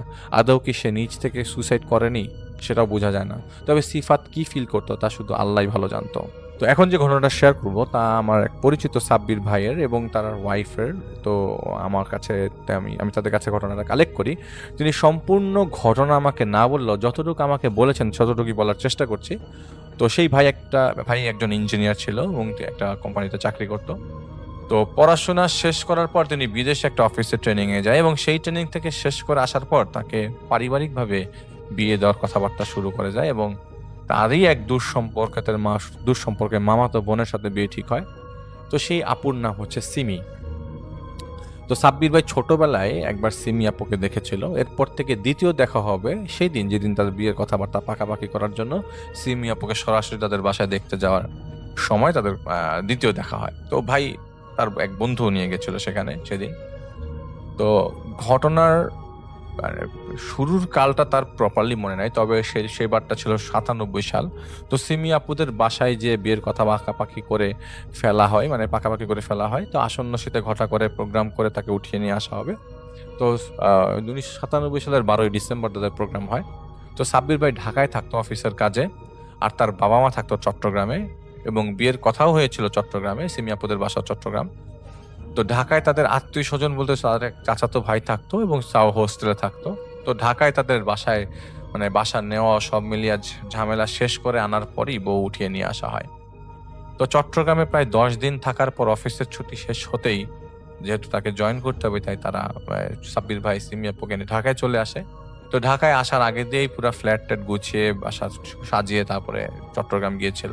তো ঢাকায় আসার সময় সিমি আপু তার ছোট ভাইকে করে নিয়ে আসেন সাথে এবং তার ছোট ভাই তখন মাত্র ইন্টারমিডিয়েট দিয়েছে এবং মেডিকেলের জন্য ট্রাই করছিল। তো সেবার হয়নি দেখে পরের বার হবে এই আশায় সে ঢাকায় বড় বোনের বাসায় লেখাপড়া করতে বলে চলে আসে। তো বাসাটা বেশ বড় সড়ো ছিল এবং গেস্ট রুমটা দেওয়া হয় সিমিয়াপুর ভাইকে, যেহেতু রুমটা একটু দূরে ছিল। তো যাই হোক, প্রায় 1 মাসের মতো থাকবো, মানে সময় যাওয়ার পরে একদিন রাতের বেলা বাইরে থেকে হঠাৎ করে খুব চেঁচামেচি এবং চিৎকারের আওয়াজ আসতে থাকে। যেহেতু তাদের বাসার যে রুমটাতে তারা সেমি আপু এবং সাব্বির ভাই থাকতো, সেটা ওই বাসার রুমটা একদম বারান্দার সাথে এবং নিচ বরাবর আর কি। তো ঘড়িতে সাব্বির ভাই দেখেন রাত তখন প্রায় 3টা, অথচ এত চিৎকার কেন? তো আশেপাশে যেহেতু পরের দিন যেহেতু অফিস আছে এবং আশেপাশে চিৎকারটা তারা ইগনোর করে আবার শুয়ে পড়ে, এবং চিৎকারটা নিচ থেকে আসছিল এবং কি যে চিৎকারের পরিমাণ হঠাৎ করে আরো বেড়ে যায়, যে তারা বারান্দায়, তারা দুই হাজবেন্ড ওয়াইফ বারান্দায় যেতে বাধ্য হয়। তো বারান্দায় যাওয়ার পর দেখে তারা উকি ঝুঁকি মারতে দেখে পরিষ্কার দেখা যাচ্ছিল না নিচে কি হচ্ছে। তারা রুমের বাইরে যায় এবং ড্রয়িং রুমের লাইট বন্ধ, কিন্তু বাইরের গেট খোলা। কিরে, কাহিনী কি? প্রথমে এই চিৎকার শুনে হয়তো সিমিয়াপুর ভাই নিচে নেমেছে, এরকম কিছু চিন্তা করতে করতে সাব্বির ভাই নিচে নামে সিমিয়াপুকে বাসায় রেখে। নিচে নেমে দেখে সিমিয়াপুর ভাই মাথা ফাটিয়ে বসে আছে এবং হাসছে, জোরে জোরে হাসছে। তিনি কাছে যান এবং অ্যাম্বুলেন্সের কথা বলতে শুনেন যে অ্যাম্বুলেন্সকে খবর দেওয়া হয়েছে। এরকম কিভাবে হলো? এই কথা জিজ্ঞেস করতেই 3তলার ফ্ল্যাটের একজন ভদ্র মহিলা বলতে লাগলো, শুরুতে নাকি সিমিয়াপুর ভাই সিফাত, আমি নামটা বলতে ভুলে গেছি, তিনি নাকি দরজায় নক করছিল রাত্রে 1টা-1:30টার দিকে। তারা তড়িঘড়ি করে ঘুম থেকে উঠে দেখে সেই ভাইয়ের মাথা থেকে রক্ত ঝরছে এবং সে বলছে পানি হবে। সেই মহিলার স্বামী মৃত ছিল এবং তিনি তার 2 ছেলে নিয়ে সে ফ্ল্যাটে থাকতেন। হঠাৎ করে সিফাত ভাই সেই ভদ্রমহিলার মৃত স্বামীর নাম নিয়ে বলছিল যে কবরের ভিতরে যা হচ্ছে তা তোদের দোষে হচ্ছে। অনেক গলাটা অনেক ভারী হয়ে গেছিল। তোরা কত খুশি, ও মরে ভালো করেছে, বেঁচে থাকলে তোদের এসব কুকীর্তির খবর দেখে এমনি মরে যেত। সিফাত ভাইয়ের তখন মাথা থেকে রক্ত পড়ছে। সেই ভদ্রমহিলা সিফাত ভাইকে বলছে কি বলছো, এবং এর পেছন থেকে হঠাৎ করে ধাক্কা দিয়ে ওই ভদ্রমহিলার 2 ছেলে তাকে নিচে নিয়ে যায় এবং মাটিতে বসিয়ে রাখে। মাটিতে বসা অবস্থায় নাকি ওনাদের সিঁড়ির কামরায় ঢুকতেই একটা গ্রিলের খাঁচা আছে, যেটাতে মোটর রাখা হয়, বাড়ির যে পানির মোটর, সেটাতে আপনি মাথার মধ্যে নাকি নিজেই বাড়ির মাথায় বলতে থাকে, আমি বলেছি একটা ছায়া আছে, খারাপ ছায়া, যে এটাতে পাড়া দিবে তারা নিজেদের কিভাবে বাঁচাবে আমি দেখব। এই শুনে চিৎকার আরো বেড়ে গেল এবং ওই ওনার বাড়ি দেখে ওই ভদ্রমহিলা জোরে জোরে চিৎকার দিচ্ছিল। সেই তো শুনে সাব্বির ভাই নিচে। নিজের শ্যালকের এই অবস্থা তিনি আগে কখনো দেখেনি এবং কখনো শুনেনি এবং কখনো এরকম হয়ও নাই। এমনকি সিমিয়াপুকে নাকি বারবার বলা সত্ত্বেও তিনি বলেছেন তারা আগে এরকম কখনো দেখেনি।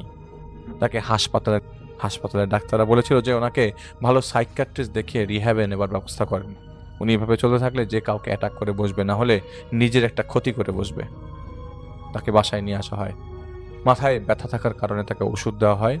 সেই থেকে তার জ্বর এবং শ্বাসকষ্ট, ঠিকমতো খেতে পারছিল না, কথা বলতো নর্মাল, কিন্তু আচরণ দেখা যাচ্ছিল না নর্মাল, আচরণ একদমই অ্যাবনর্মাল ছিল সেই কয়টা দিন। এই ঘটনার পর তাকে শুয়ে শুয়ে বিড়বিড় করতে দেখা যেত এবং এই বিড়বিড় ঘন্টা খানেক পর্যন্ত চলতো। এবং এই অবস্থা দেখার পর সাব্বির ভাই চিন্তা করেন যে না, ওকে সাইকিয়াট্রিস্ট দেখাতে হবে। তাকে দেখানো হয় তার এক বন্ধুকে, এবং তার বন্ধু যে সাইকিয়াট্রিস্ট ছিল সেই চেম্বারে ঢোকার পর তিনি কলম দিয়ে প্রেসক্রিপশন লিখছিলেন এবং সেই কলম হঠাৎ করে তার এই সিফাত ভাই কি করে তার হাত থেকে কেড়ে নিয়ে তার হাতের মধ্যে জোরে খোঁচা দেয় এবং গর্ত করে ফেলে। বলতে থাকে জোরে জোরে চিৎকার করে, তুমি যে ডাক্তার এবং একই দিকে একজন খুনি, তা কি তুমি জানো? সাইকিয়াট্রিস্ট হতবাক, ছেলেটা বলে কি?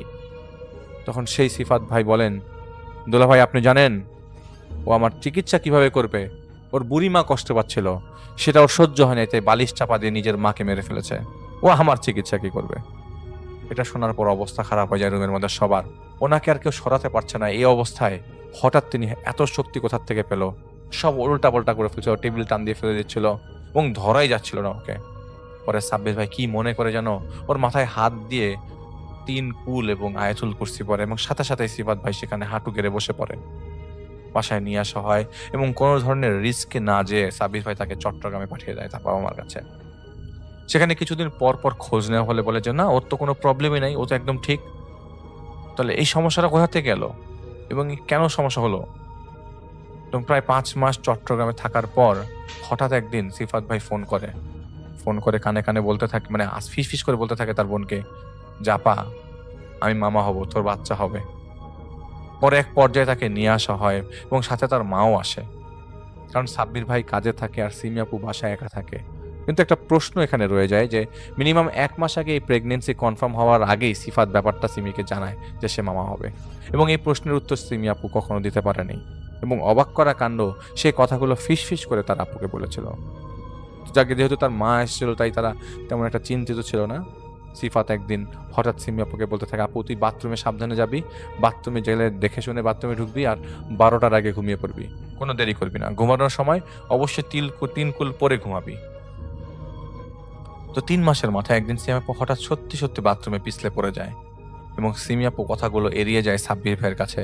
তার মিসক্যারেজ হয়ে যায় এবং পরে অপারেশন করে ঠিক করার লাগে।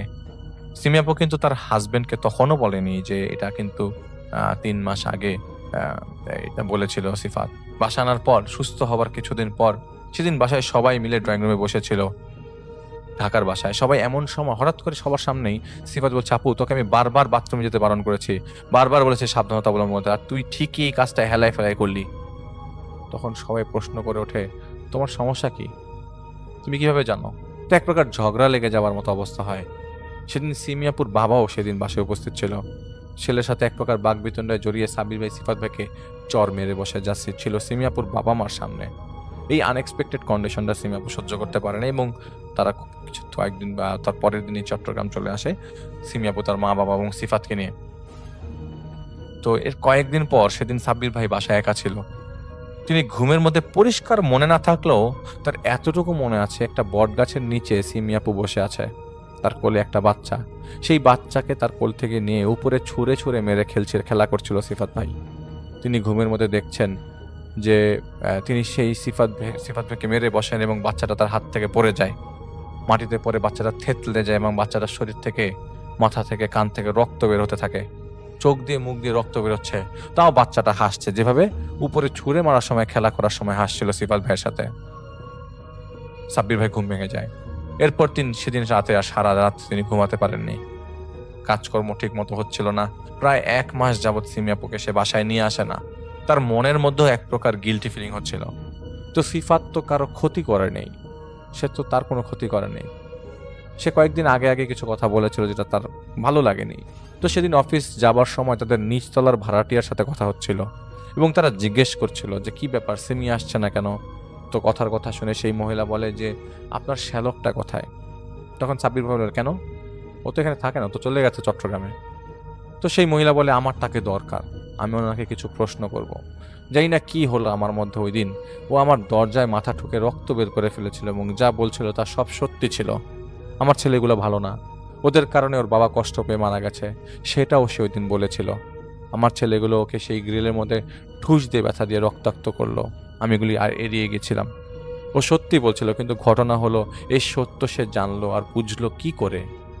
সিফাত নাকি রাস্তায় দেখা হলে 2-3 বার ওই ছেলেদেরকে বলেছিল তাদের বাবার জন্য দোয়া করতে। যেহেতু তখন অতটা পরিচিত ছিল না, মাত্র 1 মাস হয়েছিল সেই বাসায় এসছে, তাই ওরা তাকে ইগনোর করেছিল। তো সাবির ভাই যে সাইকিয়াট্রিস্ট যাকে আঘাত করেছিল সিফাত ভাই, তার কাছেও যায়, যেহেতু এই দুইটাই ক্লু ছিল তার কাছে। তো সে তার ছোটবেলার বন্ধু ছিল, তার কাছে গিয়েছিল, কিন্তু তার হাবভাব দেখে মনে হচ্ছে তার বন্ধু মিথ্যা বলছে। সাব্বির ভাই জিজ্ঞেস করেছিল, আমার শ্যালক তোর চেম্বারে যা বলেছিল তাকে সত্যি নাকি? তখন সে স্বীকার করেনি, কিন্তু বোঝা যাচ্ছিল তার মনের মধ্যে কিছু সে লুকাচ্ছে। পরে সাব্বির ভাই চিটংয়ে ফোন দেয়, যে মাফ চায় এবং কারণ জানতে চায় কিভাবে এটা এরকম কি কখনো আগে দেখেছেন কিনা। তখন সামনে সিফাত ছিল না, শুধু সিফাতের মা তার শাশুড়ি বলেছে যে ছোটবেলা থেকে একা অনেক কিছু বলতো, আর যাই বলতো তাই ঘটতো। ও এমন সব কথা বলতো যা ঘটেনি তা 4-5 মাস আগে বলে দিত, এবং ঠিক 4 মাস পরেই তা ঘটে যেত। ওকে আড়াল করে রাখা হতো সবার সামনে থেকে। কারো সামনে গেলেই যদি কোনো উল্টাপাল্টা জিনিস দেখতো সাথে সাথে কিছু বলে দিত অথবা ইশারা করতো। কার দিকে জানি ইশারা করতো। ও অ্যাবনর্মাল না, তবে একজন হুজুর নাকি ওকে ছোটবেলায় দেখানো হয়েছিল, সে হুজুর একদিন নাকি জিন হাজির করে এমন লোকের তলব করে খুঁজে সিফাতের বাসায় এনে সিফাতকে দেখানো হয়েছিল। জিন হাজির যে করতে পারে তাকে খুঁজে বের করে নিয়ে আসছিল আর কি সেই হুজুর। সেই জিন নাকি প্রায় 1 মাস নিখোঁজ থাকার পর কাঠমোদের কাছে এসে বলেছিল যে সিফাতের সাথে নাকি 2 জন জিন থাকে, তারা হয়তো সিফাতকে সরিয়ে ফেলতে পারে।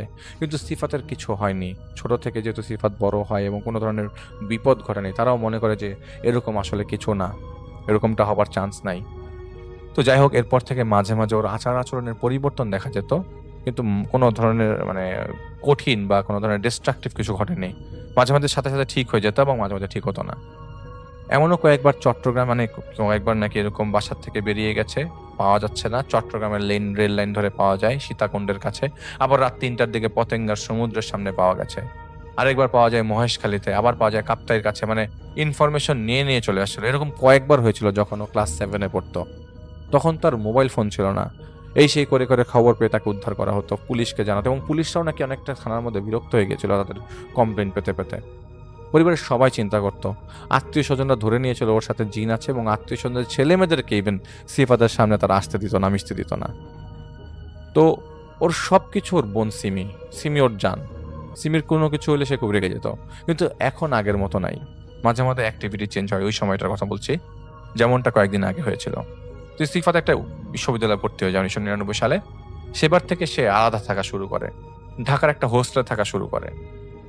2000 সালে সিমি আপু আবারও প্রেগনেন্ট হন, এবং এবারও প্রেগনেন্সির সময় সিফাত বলে যে, আপু তুই সাবধানে থাকবি, চুলার কাছে যাবি না, একদম না, দুরূদ পড়বি, কিছু আলমোল শিখিয়ে দেয়। এবং 2001 সালের জানুয়ারিতে সিমি আপু একটা মেয়ে সন্তানের জন্ম দেয়। এবং এরপর থেকে মাঝে মাঝে একটু উল্টাপাল্টা লাগলে সিফাতের মধ্যে তেমন কোনো প্রবলেম দেখা দিত না। 2006 সালে স্কুলে ব্যথা পাওয়ার আগের দিন, তার মেয়ে ব্যথা পাওয়ার আগের দিন মানে সিমি আপুকে সে জানায় যে তার বাচ্চাকে যেন সে সাবধানে রাখে। পরের দিনই সিঁড়ি থেকে পরে সিমি আপুর মেয়ে মাথায় বেশ গুরুতর আহত পায়, মানে ব্যথা পায় আর কি। প্রবলেম যাই হচ্ছিল তা তেমন আর মেনশন করবার মতো না। 2009 সালে সিফাত বিয়ে করে তার ক্লাসমেটের সাথে, এবং দুই পরিবার মানিয়েই বিয়ে করা হয়, এবং বিয়ের 1 বছরের মধ্যে সিফাতের সাথে সেই আপুর ছাড়াছাড়ি হয়ে যায়।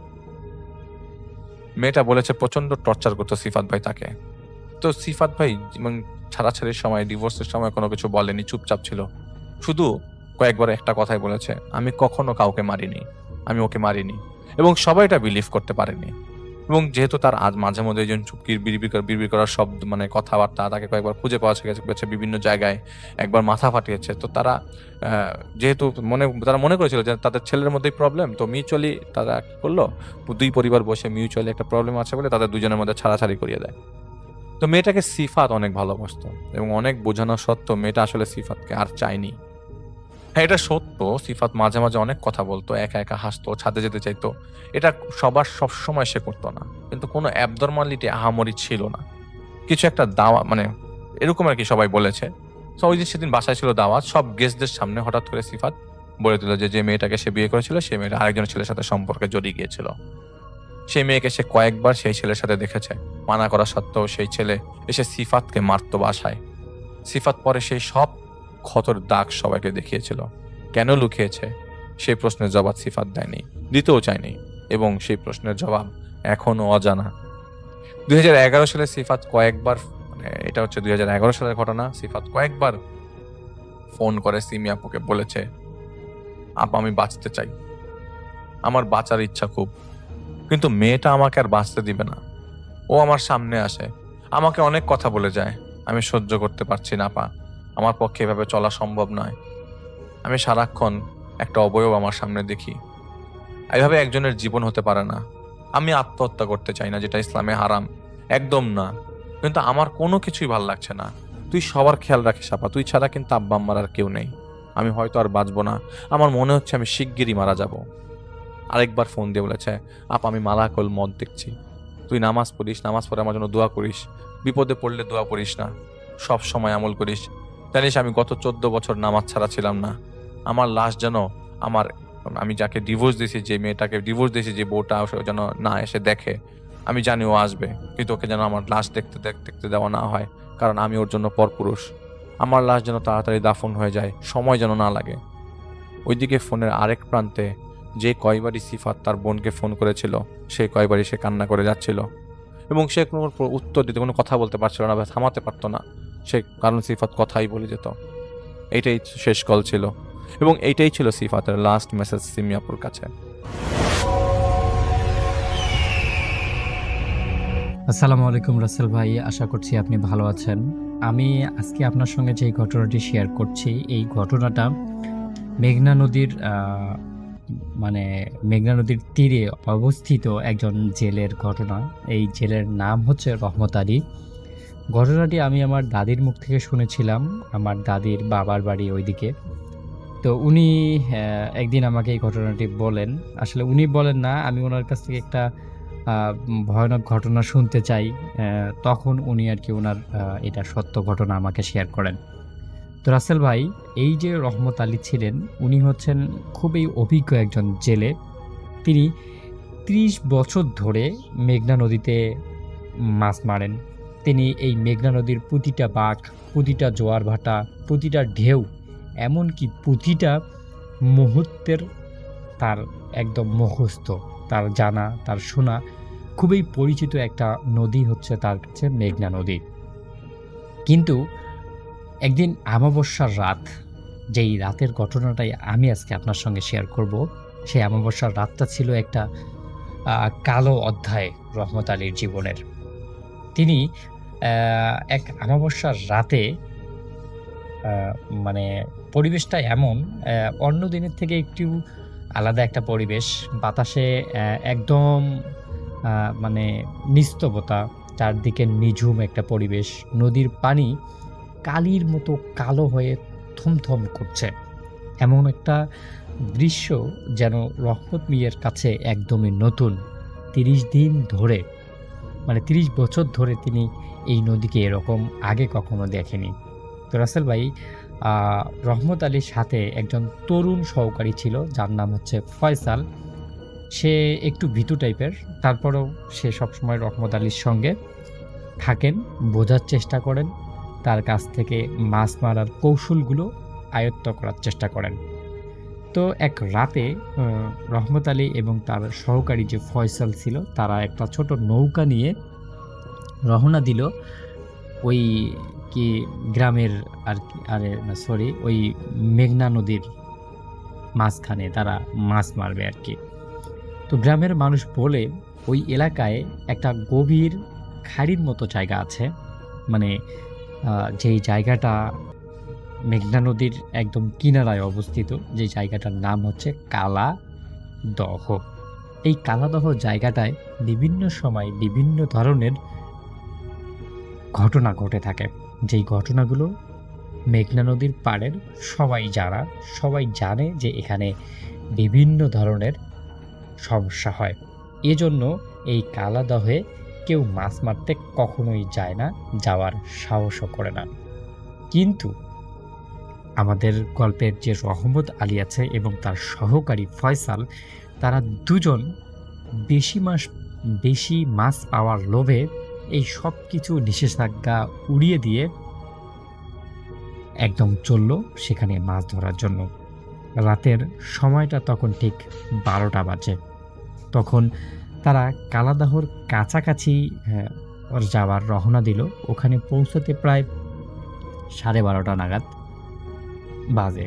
তখন তাদের যে মানে ঝটকা জাল যেটাকে বলে, নদীর মধ্যে যেই জাল ফেলানো হয়, সেই জালটা কালাদহর ঠিক কাছাকাছি ফেলার পর তার সহকারীকে নিয়ে তারা দুজন নৌকার মধ্যে বসে আছে, একটু অপেক্ষা করেই তারা জালটা তুলে ফেলবে। ঠিক কিছুক্ষণ পরে আচমকা নৌকার এক পাশে একটা প্রচণ্ড ঝাঁকুনি লাগতে শুরু করলো। এমন একটা ঝাঁকুনি, যে ঝাঁকুনিতে তারা দুজন পড়ে যাওয়ার উপক্রম হয়েছে। ঠিক তার আগেই তারা দুজনকে সামলে নিয়েছে। মানে কাঠের তৈরি যেহেতু নৌকাটা এমনভাবে উল্টে যাওয়ার আর কি উপক্রম হয়েছিল যে তারা এমনটা কখনো দেখেনি। আর কালাদহের সামনে কিন্তু সেরকম কোনো ঢেউও আসে না, সেরকম কোনো ঝুঁকিপূর্ণ জায়গাও সেটা না। তো এরকম একটা অবস্থায় তার যে সহকারী ছিল রহমত আলী, তিনি বলে, ওস্তাদ, জালে বিশাল বড় কিছু একটা বাধা পড়েছে, আমি তো টেনে কুল পারতেছি না, আপনি একটু দেখেন।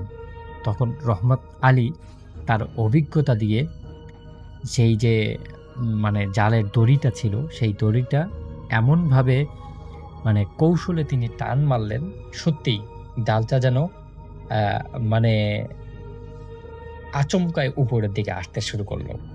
আস্তে আস্তে একটা সময় গিয়ে জালটা আবারও আটকা পড়ে গেল, জালটা আর আসতেছে না। মানে এমন একটা অবস্থা, মনে হচ্ছে জালটার নিচের দিকে কেউ কোনো শক্তি বা কোনো কিছু একটার সাথে শক্তভাবে আটকা পড়ে গেছে। কোনো সাধারণ মাছের এত শক্তি হতে পারে না বলে ধারণা করছে রহমত আলী। কোনো কিছুই তার মাথায় আসতেছে না। তারপর তার যে সহকারী ছিল তারা দুজন মিলে সমস্ত শক্তি দিয়ে জালটাকে একদমই টানতে শুরু করলো। টানতে পানি কেটে ধীরে ধীরে জালটার কালো অংশটা উপরে উঠতে লাগলো। এমন একটা অবস্থা যেটা মানে তারা হাঁপিয়ে গেছে যে এত ভারী তাদের জালটা ছিল। জালটা যখন কিছুটা উপরে এসে গেছে তখন তারা টর্চের আলো ফেললো জালটার উপরে। দুজনেই হাতের শিরা মানে এত বেশি ভয় পেয়েছে, তাদের হাতের শিরার রক্তগুলো হিম হয়ে গেল। কারণ জালে কোনো ইলিশ বা বোয়াল মাছ আটকা পড়েনি। পানির ওপর ভেসে উঠেছে বিশাল কুচকুচে কালো রঙের একটা অদ্ভুত রকমের অবয়ব। তার শরীরটা আঁশহীন, আঠালো এবং মানুষের মতো ধবধবে চওড়া চামড়া। সবচেয়ে ভয়ানক ছিল তার চোখ দুটো ঘোলাটে লাল, টর্চের আলোয় জ্বলজ্বল করছে তার চোখ দুটো। মুখের ভেতরটা একদমই ছুরির মতো প্রখণ্ড ধারালো, করাতের মতো দাঁত। এমন সব দৃশ্য দেখে তারা দুজন আন্দাজ করলো যে এটা কোনো জলজ প্রাণী না। প্রাণীটি পানির উপর মাথা তুলেই অদ্ভুত রকমের হিস হিস হিসি হিসি শব্দ করতে লাগলো, যা শুনলে কলিজা কেঁপে উঠত। তখন ফয়সাল ভয়ে তার যে হাতে থাকা দড়িটা ছিল সেই দড়িটা ছেড়ে দিয়ে নৌকার কোনায় গিয়ে কুকড়িয়ে বসে রইল। এবং এটা দেখার পর রহমত মিয়াও এত বেশি ভয় পেয়েছে, তার ৩০ বছরের অভিজ্ঞতায় সে কখনোই এরকম কোনো প্রাণী দেখেনি। এরপর হঠাৎ সেই অদ্ভুত প্রাণীটা তার লম্বা আঠালো একটা হাত বা সুরের মতো কিছু একটা অংশ দিয়ে নৌকাটার এক পাশে চেপে ধরল। নৌকাটা এক পাশে কাত হয়ে নৌকার ভিতরে পানি ঢুকতে শুরু করলো। এবার এই সব কিছু দেখে রহমত মিয়া বুঝতে পারল আর কয়েক সেকেন্ড পরেই তারা এই দানবের সাথে পানির মধ্যে তলিয়ে যাবে। ভয়ে তার হাত কাঁপলেও সে তার আজীবনের সঙ্গী ধারালো দাটা তুলে নিল তার হাতে। সমস্ত শক্তি দিয়ে সে কোপ বসালো প্রাণীটার সেই আঠালো হাতের ওপর। কি এক বীভৎস আর্তনাদ করে উঠল প্রাণীটা। তার গা থেকে লালচে সবুজ রঙের রক্ত ছিটকে এসে পড়ল নৌকার উপরে। এরপর প্রচণ্ড রকমের যন্ত্রণায় ছটপট করতে করতে দানবটা জাল ছিঁড়ে আবার নদীর সেই অতলে তলিয়ে গেল। এরপর রহমত আলী দেখল তার নৌকাটা প্রায় অর্ধেক পানিতে ডুবে গেছে। তার সহকারী ফয়সাল ভয়ে প্রায় অচেতন অবস্থা।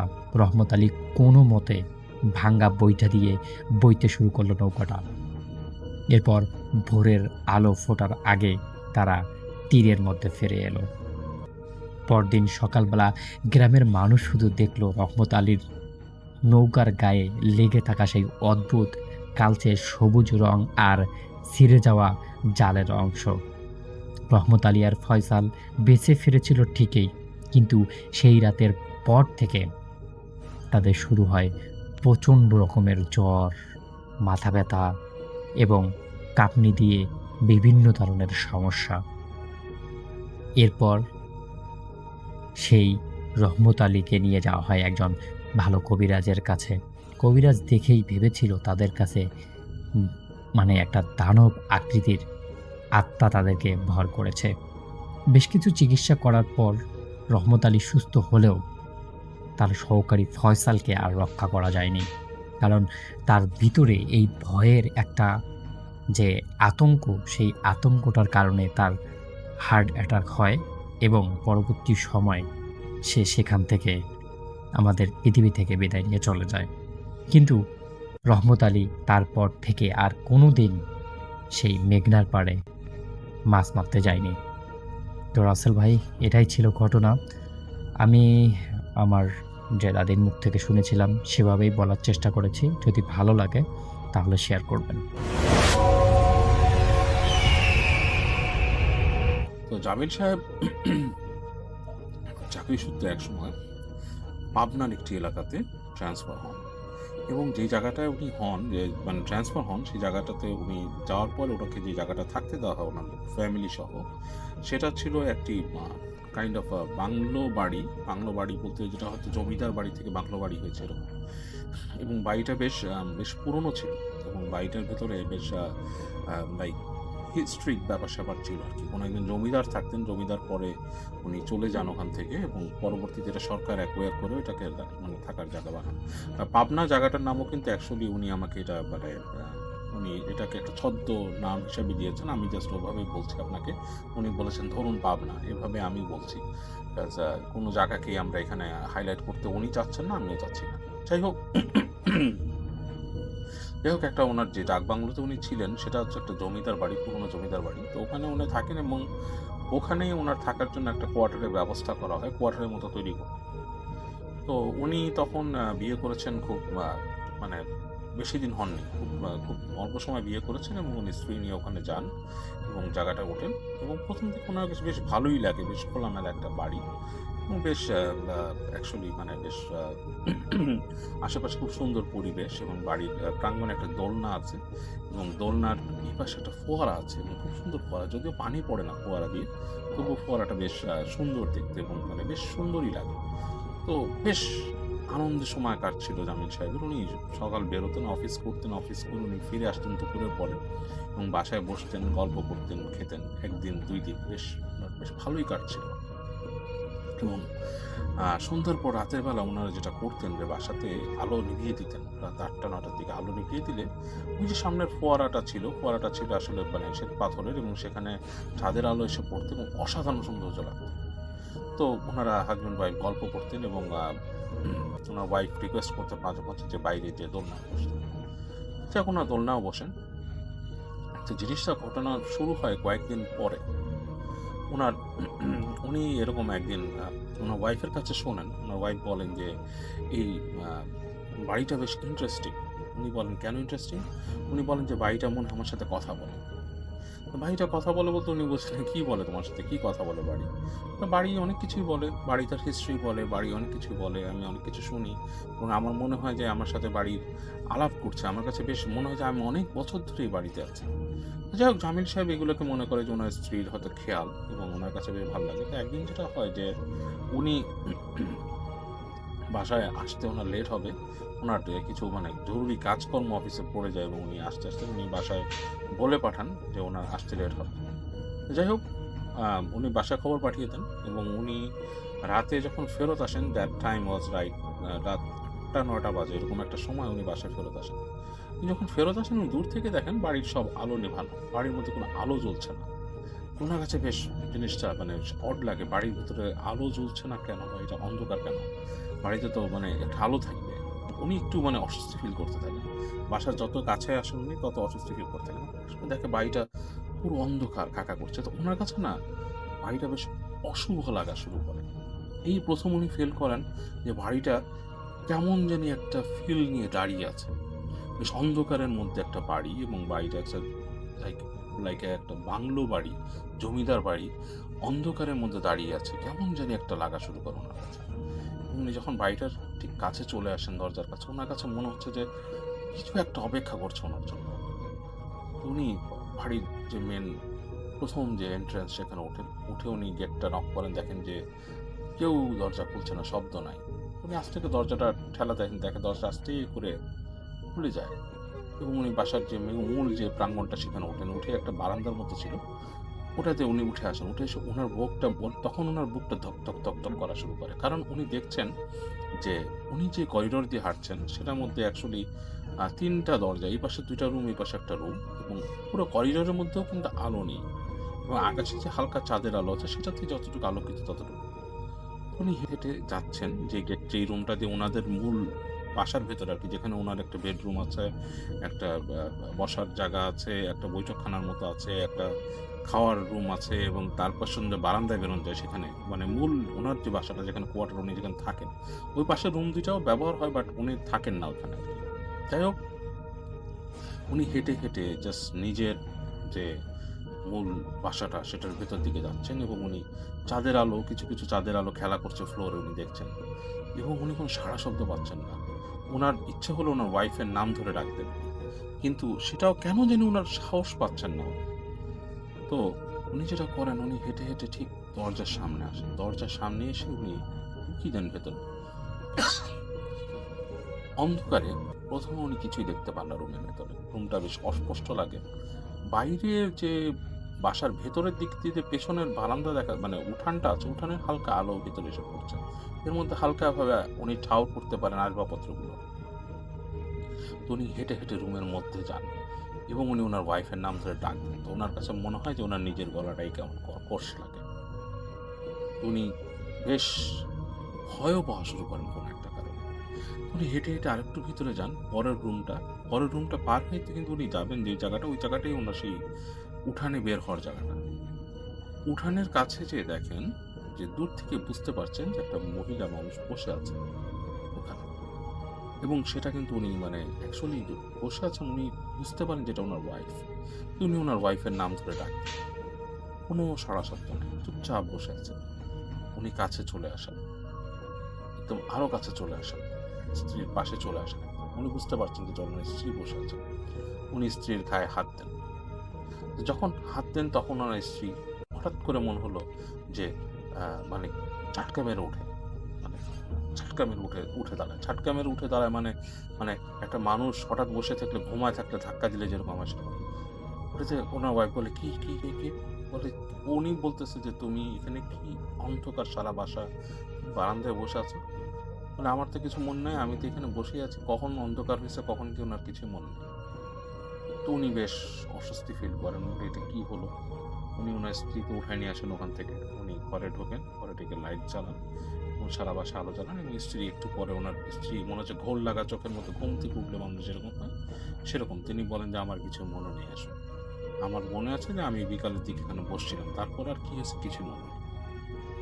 যাক, উনি বেশ অস্বস্তি ফিল করেন এবং একসময় উনি মানে চুপিচাপ, ওনাদের ভেতরে কথা একটু কম হয়, যা বেশ নর্মাল একটা সিচুয়েশন কাটানোর পর রাত্রেবেলা ঘুমানোর সময় আসেন, ঘুমাতে চলে যান। তো যথারীতি যখন ঘুমাতে যাচ্ছেন, ঘুমাতে গেছেন, একসাথে শুয়ে পড়েছেন দুজন, এবং এক সময় ওনার মানে লাইট টাইট নিভিয়ে দিয়েছে এবং তন্দ্রা চলে আসছে, চোখ বন্ধ প্রায়। ঘুম যখন চলে আসছে তখন উনি শুনেন যে ওনার স্ত্রী কারোর সাথে কথা বলতেছে, কিছু একটা বলতেছে, আবার হাসতেছে, আবার কথা বলতেছে এবং কিছু শব্দ করেন, গলা দিয়ে কিছু গোঙানির মতো শব্দ বেরোচ্ছে মাঝে মাঝে, আবার হাসতেছে, আবার হেসে উঠতেছে। ওনার কাছে ব্যাপারটা বেশ ভয়ঙ্কর লাগে, গা শিরশিরানি একটা অনুভূতি ওনার চলে আসে। উনি তাকিয়ে যে দেখেন যে ওনার ওয়াইফ শুয়ে আছেন, কিন্তু ঘুমের মধ্যে শুয়ে শুয়ে এগুলো করতেছে। উনি ওয়াইফের নাম ধরে আস্তে করে ডাক দেন, ওয়াইফ শোনে না। দ্বিতীয়বার ডাক দেন, ওনার ওয়াইফ বলে কি, তো দেখ কি, নাম ধরে বলে কি, তখন কি তুমি জেগে আছো?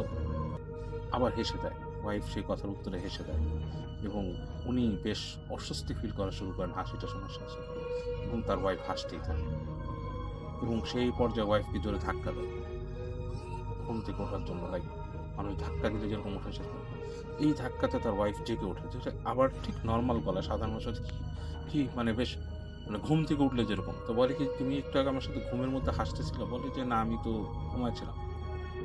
তুমি কিছু দেখোনি? বলে মানে তুমি কি স্বপ্ন দেখতেছিলে?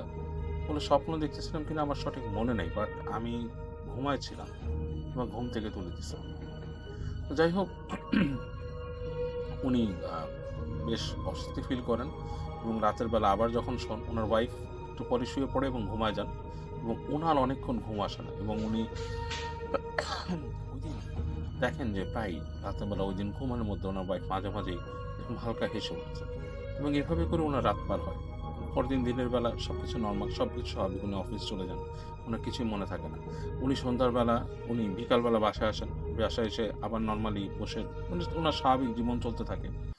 ঠিক রাতের বেলা যখন আবার ঘুমাতে যান, এবারও আজকেও ওনার এই সেম একটা একটা ব্যাপারে ওনার ঘুম ভেঙে যায় এবং দেখে যে ওনার ওয়াইফ এরকম আসছে এবং উনি এবার ওয়াইফকে ডাকে নাম ধরে কি, এবং ওয়াইফ তাকে বলে ওনার নাম ধরেই ঘুমের মধ্যে থেকে বলে যে তুমি কি বলতে চাও, একদম ডিফারেন্ট মানে ডিফারেন্ট টাইপ অফ একটা ভয়েসে, তুমি কি বলতে চাও, তুমি কি চাও, আমাকে কেন ডাকতেছো, ডিফারেন্ট, মানে ইটস লাইক ডিফারেন্ট গলা, মানে ওয়াইফ তার সাধারণ গলায় কথা বলছে না এখন আর, ডিফারেন্ট গলায়, এবং সে থতমত খেয়ে যায়। এবং এই পর্যায়ে ওনার ওয়াইফ তার সাথে কথা বলা শুরু করে তুই তামারি করে, এবং অনেক কিছু তাকে বলে তুই তামারি করে, অকথ্য ভাষায় কথা বলে, এবং তিনি ভয় পেয়ে যান এবং তিনি তার ওয়াইফকে জোরে জোরে ধাক্কা দিতে থাকেন, এই তুমি ওঠো। তার ওয়াইফ হাসতেই থাকে হাসতেই থাকে, এক পর্যায়ে ওনাকে একটা খামচি মেরে দেয় ওনার ওয়াইফ, এবং উনি বেশ ভয় পেয়ে যান। উনি তাড়াতাড়ি লাফ দিয়ে উঠে দোয়া পড়েন, ওখানে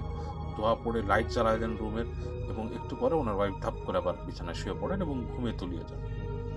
যাই হোক, উনি জলিল সাহেবের যে ব্যাপারটা ছিল, জলিল সাহেব কিন্তু আসলে মানে নিজের মানে কনসাসনেসের বাইরে যে দোয়া পড়ছেন কাজ, উনি ওই ব্যাপারগুলোর চর্চা ওনার জীবনে তেমনটা ছিল না, ধর্মীয় চর্চা বা অন্য কিছু। তো উনি যেটা করেন যে উনি নিজে ব্যাপারটাকে হ্যান্ডেল করার জন্য উনি চিন্তা করেন যে ওয়াইফকে ডাক্তার দেখাবেন, উনি একজন ডাক্তার শরণাপন্ন হন এবং ডাক্তার বলে যে আপনি আপনার ওয়াইফের চিকিৎসা করছেন, কিছু টেস্ট দেন, যে টেস্টগুলো করেন, টেস্টগুলো যদি করে আপনি মনে করেন যে আমি তারপরেরটা দেখবো আর কি।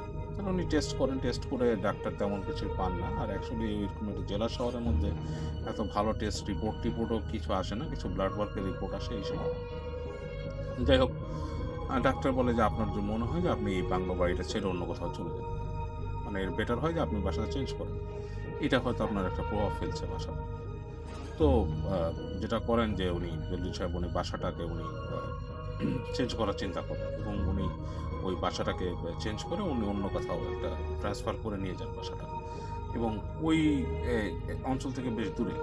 এবং ওই যে বাসাটা যে চেঞ্জ করেন না, ওয়াইফ কিন্তু এটাতে খুব একটা খুশি ছিলেন না। উনি বেশ মন গোমড়া করেই ছিলেন, এবং ওনার ওয়াইফের মধ্যে ততদিনে একটা বিশাল চেঞ্জ চলে আসে। চেঞ্জটা হচ্ছে ডিফারেন্ট টাইপ অফ একটা চেঞ্জ। তার ওয়াইফ তার সাথে কথা ঠিক মতো বলছে না, মানে একটা অন্যরকম মানুষে পরিণত হয়েছে। এবং এই পর্যায়ে উনি বাসাটা চেঞ্জ করেন, বাসা চেঞ্জ করে ওই বাসায় কিছুদিন ওঠেন, এবং একটা সময় ওনার কাছে বেশ অস্বস্তি ফিল হয়ে যায় লাইফটা, মানে ওনার সাথে ওনার ওয়াইফের বেশ ঝগড়া হয়, এবং ওনার দেখা যাচ্ছে রাতের বেলা ওনার ওয়াইফ উইয়ার্ড কিছু অ্যাক্ট করেন, লাইক হাসি তো হাসেনি, এবং উনি ভয় পাওয়া শুরু করেছেন ওনার ওয়াইফকে, যে কখন আবার সেই রকম মোটা গলায় কথা বলে ওঠে ওনার সাথে, ওনার দিকে ডিফারেন্টভাবে তাকান। তো উনি ওনার ওয়াইফকে যেটা করেন যে উনি ঢাকাতে নিয়ে আসেন, ঢাকাতে নিয়ে এসে এবং উনি চিকিৎসার জন্য একজন মানসিক ডাক্তার দেখানোর সিদ্ধান্ত নেন। তো মানসিক ডাক্তার যিনি তার ওয়াইফকে দেখেন, তিনি একটা সেশনে তার সাথে কথা বলতে চান, বলে যে আমি ওয়াইফের সাথে কথা বলতে চাই।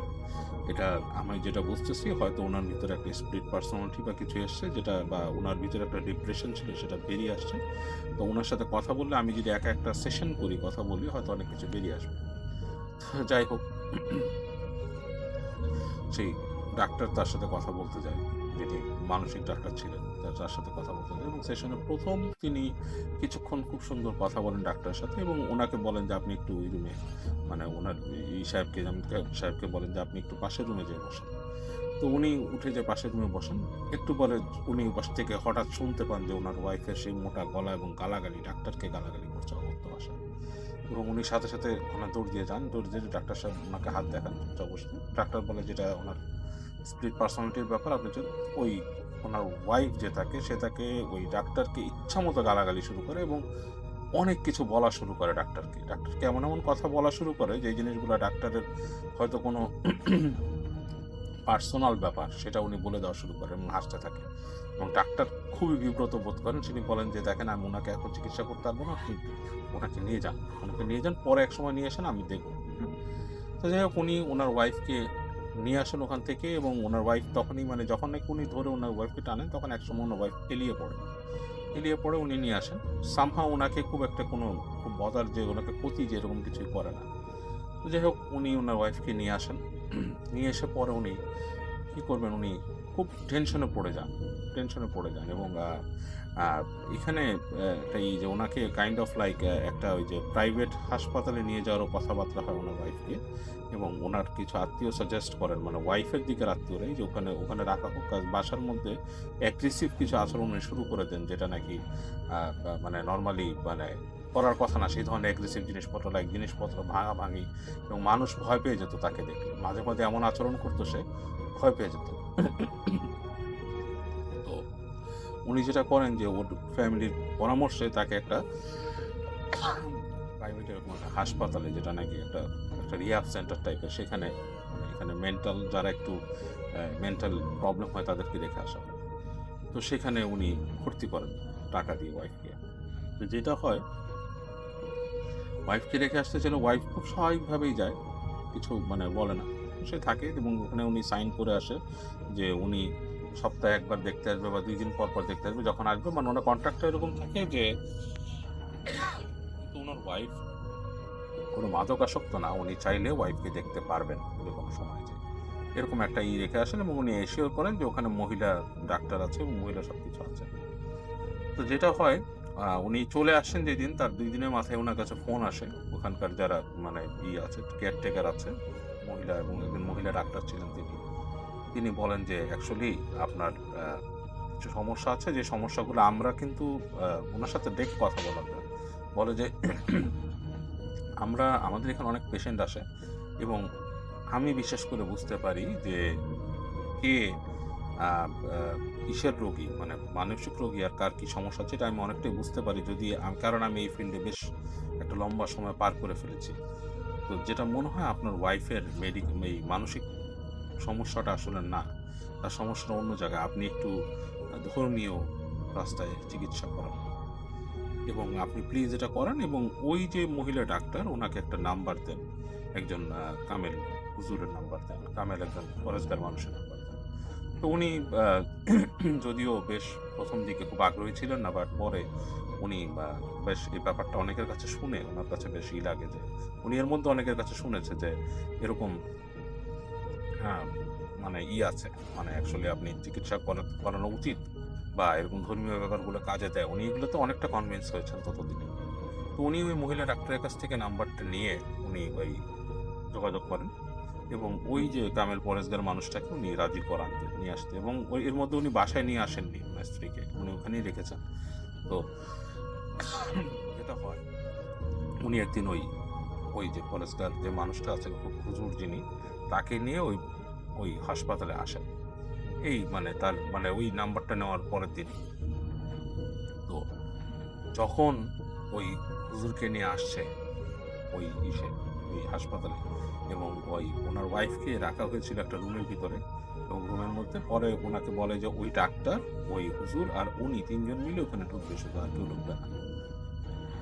ওনার ওয়াইফ হুজুরকে দেখেই বেশ রণমূর্তি ধারণ করে, এবং তার মানে সেই জিভ টিপ বের করে ফেলে মুখের থেকে, এবং বেশ মোটা গলায় মানে বাজে কথা বলতে থাকে, এবং যে হুজুরটা যেটা করে, হুজুরটা তার দিকে তাকায় দেখে মানে দোয়া পড়তে থাকে, দোয়া পড়তে পড়তে, এবং দেখে যে বিভৎস রকমের চেহারা মানুষের যদি হয় কোনো, মানে সেরকম একটা চেহারা ওই মহিলা ধারণ করছিল, দ্যাট ইজ লাইক জিভ টিপ বের করে, কঠিন অবস্থা। এবং ওই ডাক্তার মহিলা পর্যন্ত ভয় পেয়ে গেছিল, কারণ সে সবসময় ডিল করে মানসিক পেশেন্ট এবং মানে মাদকাসক্ত তাদের সাথে, বাট এরকম বিভৎস সে ওটাকে খুব কম দেখছে লাইফে, মানে এরকম দেখেই নেই সে। তো যাই হোক, এই সময় ওই হুজুর দোয়া পড়া শুরু করে, এবং সে আস্তে ধীরে বলে যে ওনাকে ধরে নিয়ে বলে যে ওখানে যে বিছানা আছে তাতে সে বিছানায় শোয়ান, মহিলা আরও 2 জন আসে, এসে শোয়ায়, এবং তিনি তখন তার উপর একটা রুকাইয়া পারফর্ম করেন। রুকাইয়া হচ্ছে যে আপনারা হয়তো অনেকে জানেন যে মানুষ যারা জিন দ্বারা পজেসড হয়, ওই তাদের জিনকে ছাড়ানোর জন্য যেটা করা হয় সেটা হচ্ছে দোয়া এবং বিভিন্ন আমলের মাধ্যমে, সেটাকে বলে রুকায়া, এবং ওই হুজুর একটা রুকায়া পারফর্ম করেন তার উপরে, এবং এর মাধ্যমে রুকায়ার মাধ্যমে উনি জানতে পারেন, এবং জিনিসটা রুকায়াটা হয় হচ্ছে ওদের সামনেই, ওই ভদ্র মহিলা এবং ওই জামিল সাহেব এবং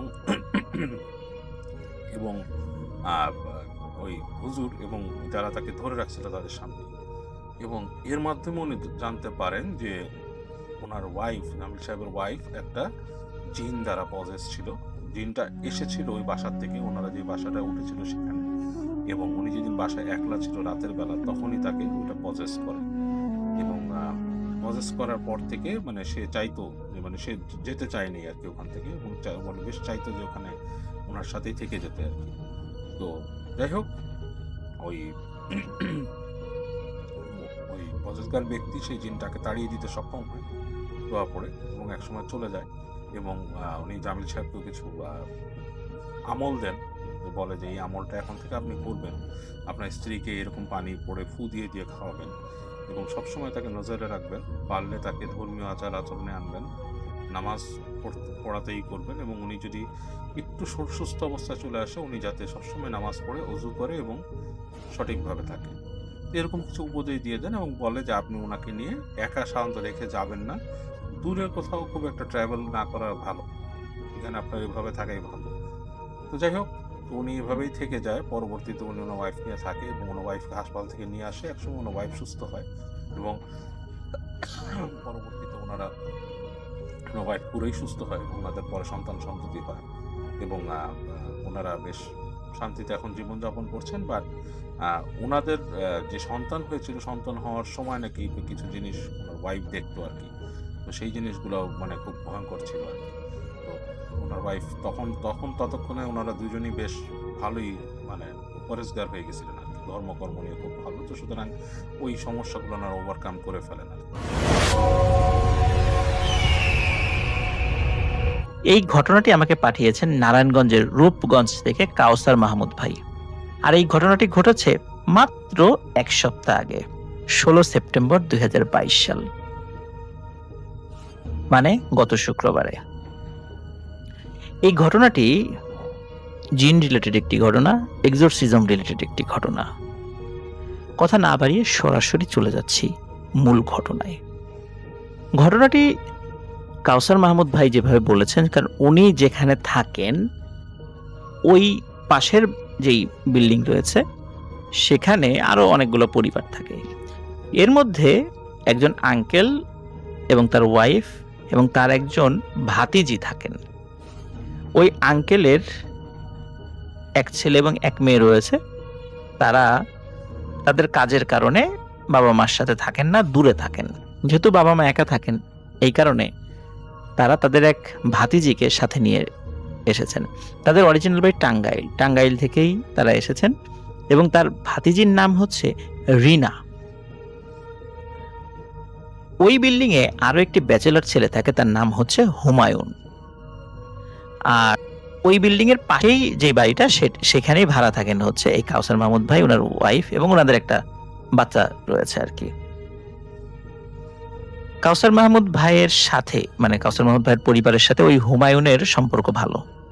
আর কাউসার মাহমুদ ভাইয়ের ছেলে, যে ছোট বাচ্চা ছেলে আছে, এই বাচ্চা ছেলেকে ওই রিনা সে আবার খুব আদর করে, যার কারণে রিনা মাঝে মধ্যেই ওই কাউসার মাহমুদ ভাইয়ের বাড়িতে আসতো, কাউসার মাহমুদ ভাইয়ের ওয়াইফের সাথে গল্প করত।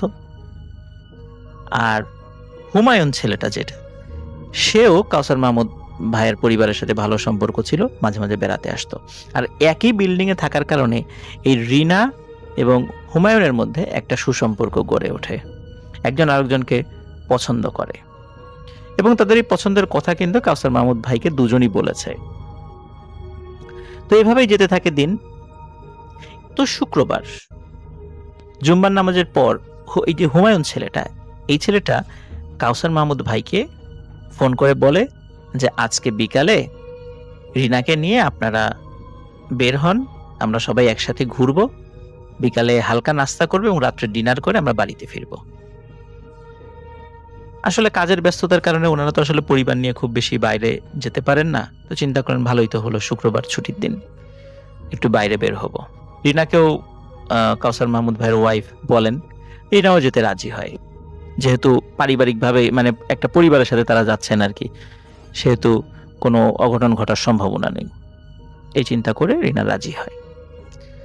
আর রিনার যেই ফুপা ফুপু, তাকেও কাউসার মাহমুদ ভাই বলেছিলেন যে আমরা বাইরে বের হব। হুমায়ুনের কথা বলেনি, কিন্তু ওনাদের কথা বলছে, আমরা বাইরে বের হব, তো রিনাকে আসতে দিয়েন। তো তারা আসতে দিয়েছে। তো সত্যি বিকেলবেলা তারা বের হয়েছে, তারা একসাথে ঘুরছে। এর মধ্যে ঠিক সন্ধ্যার পর হালকা নাস্তা করার জন্য তারা স্থানীয় একটি রেস্টুরেন্টে ঢোকে। রেস্টুরেন্টটি বেশ টিপটপ, চারদিকে গ্লাস লাগানো, এসি করা। এখন কাউসার মাহমুদ ভাইয়ের ওয়াইফের হালিম খুব প্রিয় ছিল, বিশেষ করে গরুর মাংসের হালিম। এখন সবাই হালিম খাবে, কিন্তু ওই রিনা যে মেয়েটা, সে বলে দেয় যে সে হালিম খাবে না। এখন তাকে বারবার রিকোয়েস্ট করা হয়, কিন্তু বলে যে না, সে হালিম খাবে না। এখন যেহেতু সে খাবেই না, এই কারণে একটা জুস আনা হয় তার জন্য। এখন সবাই হালিম খাচ্ছে, রিনা জুস খাচ্ছে। এখন জুস তো আর বেশিক্ষণ ধরে খাওয়া যায় না, দ্রুত সেটা শেষ হয়ে যায়। এখন রিনার জুস শেষ হয়ে গেছে, এদিকে হুমায়ুন তো পাশে ছিল। হুমায়ুন আবার রিকোয়েস্ট করছিল তার যে বাটিটা রয়েছে আর একটা চামচ দিয়ে রিনা যেন এক চামচ হলেও এই হালিম খায়। রিনা বারবার না করলেও এই হুমায়ুনের চাপাচাপিতে শেষ পর্যন্ত সে রাজি হয় এবং এক চামচ হালিম সে মুখে দিয়ে খেয়ে ফেলে। খাওয়ার অল্প কয়েক মুহূর্তের মধ্যেই হঠাৎ করে রিনার গলার ভয়েস, তার আচরণ পরিবর্তিত হয়ে যায়। হঠাৎ করে রিনা বলে ওঠে, আমাকে এই হালিম কেন খাওয়ালি? তোরা জানিস না যে আমরা হালিম খাই না? এবং তার কণ্ঠস্বরটা এত জোরে ছিল যে লাউড স্পিকারে উচ্চ শব্দে যদি কেউ কথা বলে এইরকম জোরে সাউন্ড হচ্ছে। রেস্টুরেন্টে কিন্তু আরো অনেক ভদ্র পরিবার এসেছে তাদের বাচ্চা কাচ্চা নিয়ে। এই রকমের সাউন্ড হঠাৎ করে শুনে ওখানকার লোকজনরা সবাই ভয় পেয়ে গেছে। বাচ্চা কাচ্চারা ভয় ছোটাছুটি শুরু করেছে যে এরকম ভয়ঙ্কর শব্দ কেন আসছে। এদিকে প্রতিনিয়ত রিনা ওই কথাটি বলে যাচ্ছে, তুই জানিস না যে আমরা হালিম খাই না, কেন খাওয়ালি? বারবার এটা বলছে। তখন রিনার এই ধরনের আচরণে এদিকে কাউসার মাহমুদ ভাইয়ের পরিবার এবং উনি খুবই বিব্রত হচ্ছে, হুমায়ুনও বিব্রত হচ্ছে যে কি ব্যাপার, এরকম আচরণ কেন সে করছে। ওদিকে রেস্টুরেন্টের লোকরাও বিরক্ত হচ্ছে, মানুষজনও ভয় পাচ্ছে। তখন রেস্টুরেন্টের লোকরা বারবার বলছে যে একে আপনারা নিয়ে যান এখান থেকে দ্রুত, এর কোনো সমস্যা আছে। এখন কাউসার মাহমুদ ভাই যে কাজটি করেন, দ্রুত রিনার ফুপাকে ফোন করেন যে আপনি দ্রুত আসেন, একটা সমস্যা হয়েছে। মাত্র অল্প সময়ের ব্যবধানেই, কারণ তারা খুব বেশি দূরে যাননি নিজের বাসা থেকে, বাসার কাছাকাছি ছিলেন। অল্প সময়ের ব্যবধানে রিনার ফুপা উনি চলে আসেন এবং ওনার সাথে আরো 2 জন মানুষ রয়েছে। কাউসার মাহমুদ ভাই অবাক হলেন যে কি ব্যাপার, রিনার ফুপাকে ফোন করলাম, সে বুঝলো কিভাবে যে আরো মানুষ লাগবে, বা উনি নিশ্চয়ই রিনার এই সমস্যা সম্পর্কে আগে থেকে উনি অবগত। রিনাকে ওই 2 জন মানুষ চেপে ধরে ফেলে এবং সাথে সাথে তার হাত পা বেঁধে ফেলে। রিনা কিন্তু বলেই যাচ্ছে যে আমাকে হালিম খাওয়ালি, জানিস না যে আমরা হালিম খাই না? তখন রিনাকে একটা সিএনজি বা অটোই হবে আর কি, তো অটোতে করে দ্রুত বাড়িতে নিয়ে যাওয়া হয়। বাড়িতে নেওয়ার পরে ঘটে আরেকটি ঘটনা। রিনা এত জোরে চিৎকার করছিল যে তার চিৎকারে ওই বিল্ডিং এবং আশেপাশের লোকজন ভয় পেয়ে যাচ্ছিল। সেখানকার মানুষজন ভয়ে ঘরের মধ্যে জড়সড় হয়ে বসে, কেউ বাইরে বের হচ্ছে না ভয়ে। আর এত জোরে শব্দ, এত জোরে চিৎকার হচ্ছে যে স্বাভাবিক মানুষ কোনোভাবেই এত জোরে চিৎকার করতে পারে না। এই কারণে মানুষ খুবই ভয় পাচ্ছে। এরপরে এই রিনার যে ফুপা, সে কাউসার মাহমুদ ভাইকে ফোন করে যে কাউসার, তুমি এক্ষুনি আমার বাড়িতে আসো। এদিকে কাউসার মাহমুদ ভাই খুবই এই ফোন পেয়ে খুবই ভয় পান। এই কারণে ভয় পান যে একে তো তার ভাতিজিকে তারা নিয়ে গেছেন, তাদেরকে বলেই নিয়ে গেছেন, তারপর এই ধরনের একটা ঘটনা ঘটেছে, না জানি কি রাগারাগি করেন, কি জবাবদিহি করতে হয়। উনি ভয়ে ভয়ে সেই বাড়িতে যান।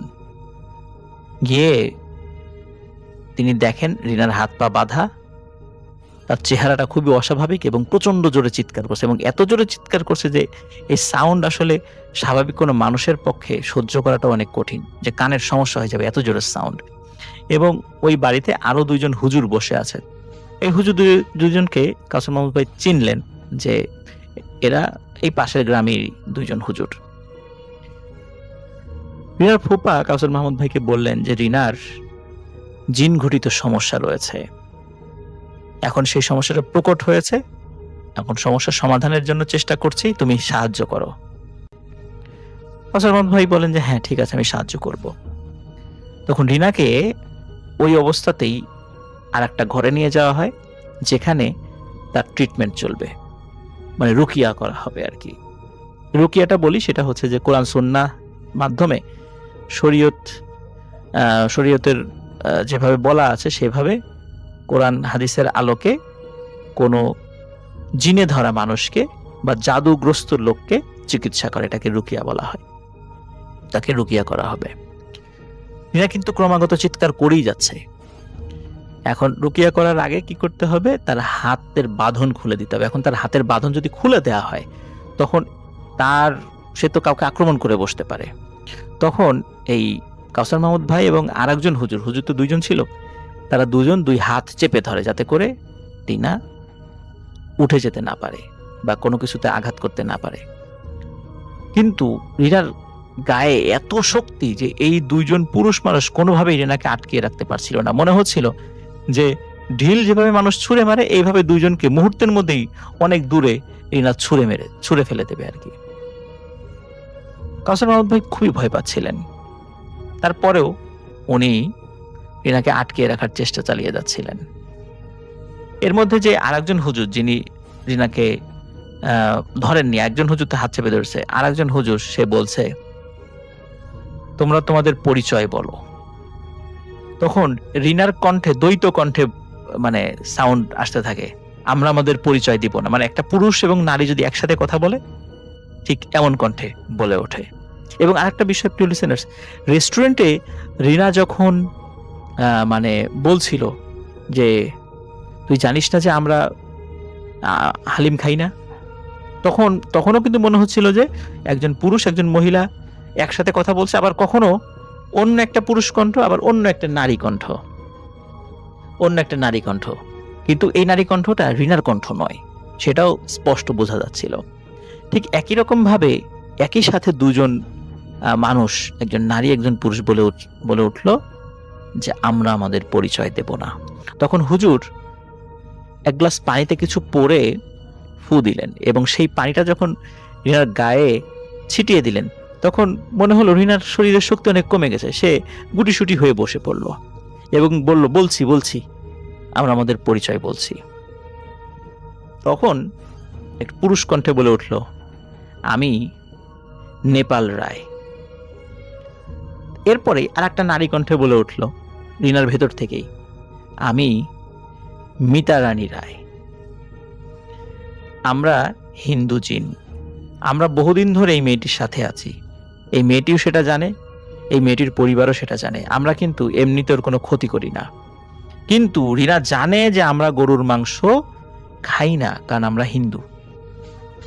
ও তারপরেও কেন ওই গরুর মাংসের হালিম সে মুখে দিল? সে তো চাইলে সেটা অ্যাভয়েড করতে পারত, কিন্তু সে সেটা মুখে দিয়েছে। এই জন্য রিনাকে আমরা শাস্তি দিচ্ছি।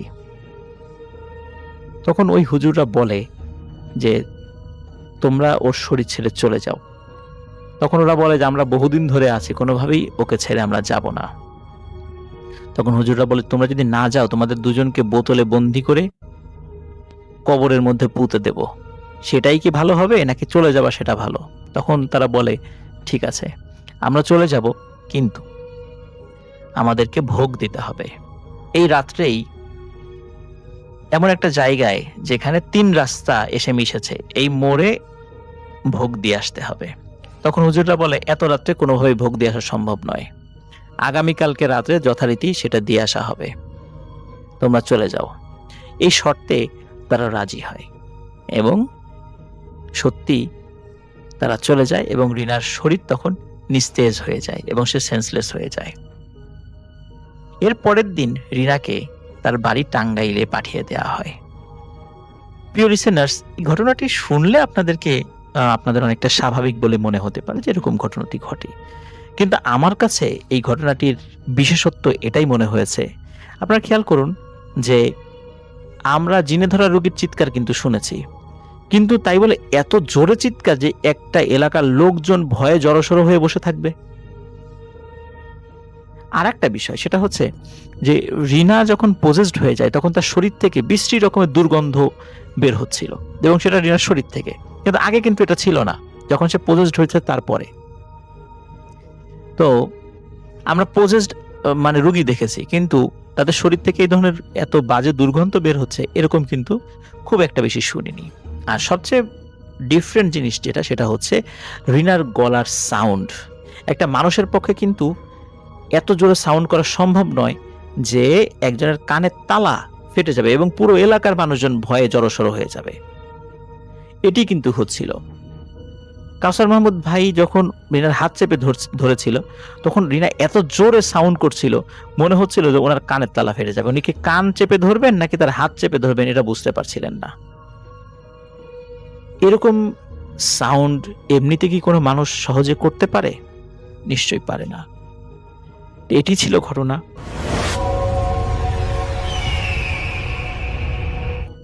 আমি এখন যে ঘটনাটা শেয়ার করতে যাচ্ছি সেটা হচ্ছে, আমাদের সাথে কাজ করতো একটা আপু, উনি ওয়েট্রেস হিসাবে কাজ করতো। তো ওনার লাইফে বেশ কিছু স্টোরি আছে উনি আমাদের সাথে শেয়ার করেছিলেন। তো এর ভিতরে ওনার লাইফের সবচেয়ে প্যাথেটিক যে স্টোরিটা আমি সেটা শেয়ার করছি, সেটা হচ্ছে ওনার একটা বাসায় ভাড়া থাকতেন উনি আর ওনার হাজব্যান্ড। তখন উনি সম্ভবত মেবি প্রেগনেন্ট ছিলেন, ফার্স্ট বেবি। তো ওনারা যে বাসাটা থাকতেন, বাসাটা হচ্ছে টাউন ফ্ল্যাটের মতো, লাইক 3 তলা বাসা, নিচতলা হচ্ছে গ্যারেজ, একতলা আর দোতলা।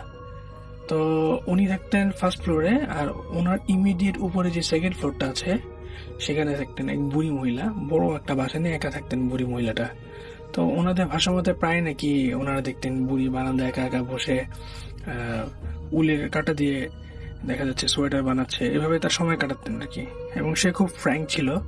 আমাদের এখানে মানে অস্ট্রেলিয়াতে হচ্ছে ম্যাক্সিমাম যারা বয়স্ক আছে এরা একটু রেসিস্ট টাইপের হয়, লাইক এরা ইমিগ্রেন্ট বা মাইগ্রেন্টদের সাথে একটু রিজার্ভ থাকে। বাট সে বুড়িটা একটু ডিফারেন্ট ছিল, সে খুব মিশতো, আপুকে অনেক অ্যাডভাইস করতো। তো এই হচ্ছে, আমি মূল ঘটনায় আসি। তো ওনারা হচ্ছে বাংলাদেশে যাবে, তখনও ওই আপু আর কি হয়তো জানতেন না উনি প্রেগনেন্ট বা কিছু। তো ওনারা ক্রিসমাসের টাইমে এখানে দেখা যায় যে বড় একটা হলিডে থেকে সবাই ঘুরতে যায়। তো ওনারা বাংলাদেশে না কোথায় ঘুরতে গেছেন সেটা আমি জানি না, বাট ওনারা একটা বড় হলিডেতে ঘুরতে গিয়েছিলেন। তো হলিডে থেকে আসার পরে লাইক জানুয়ারির মাঝামাঝি আসার পরে ওনারা দেখেন যে ওনাদের বাসার উপর যে বুড়ির কোনো খোঁজ নেই। আর ওনার বাসার বারান্দার যে দরজা ওটাও লাগানো, এবং সে যে চেয়ারটাতে মুভিং চেয়ারে বসে এসে কাজ করতো ওইটা ওইখানেই আছে।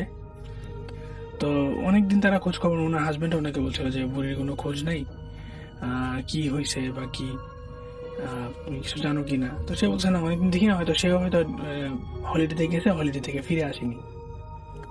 But at the mean times 1 সপ্তাহ বা 10-12 দিনের মতো ওভার হওয়ার পরে ওই আপুর যেটা দেখলো এখানে বাসাগুলো হচ্ছে কার্পেটিং বাসা, টাউন ফ্ল্যাটের যে বাসাগুলো এগুলো কার্পেটিং সিস্টেমের বাসা।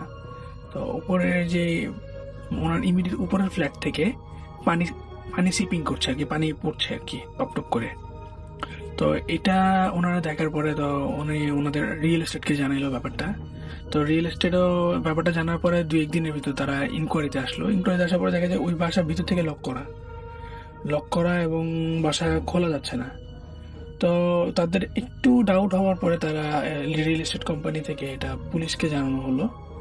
তো পুলিশ আমাদের দেশে পুলিশের মতো কিন্তু চাইলেই মানে এসে দরজা ভেঙে ভিতরে ঢুকে ইনকোয়ারি করা, এগুলো কিন্তু এখানে পুলিশ পারে না।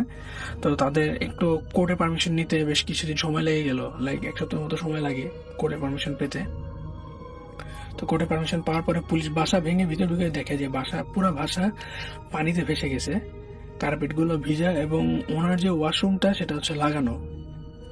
তো ওয়াশরুমটা খোলার পরে তারা দেখলো যে বুড়ি মারা গেছে মেবি প্রায় 20-25 দিন, বা ফরেন্সিক থেকে জানানো হয়েছে যে 30 ডেজের মতো সে মারা গেছে।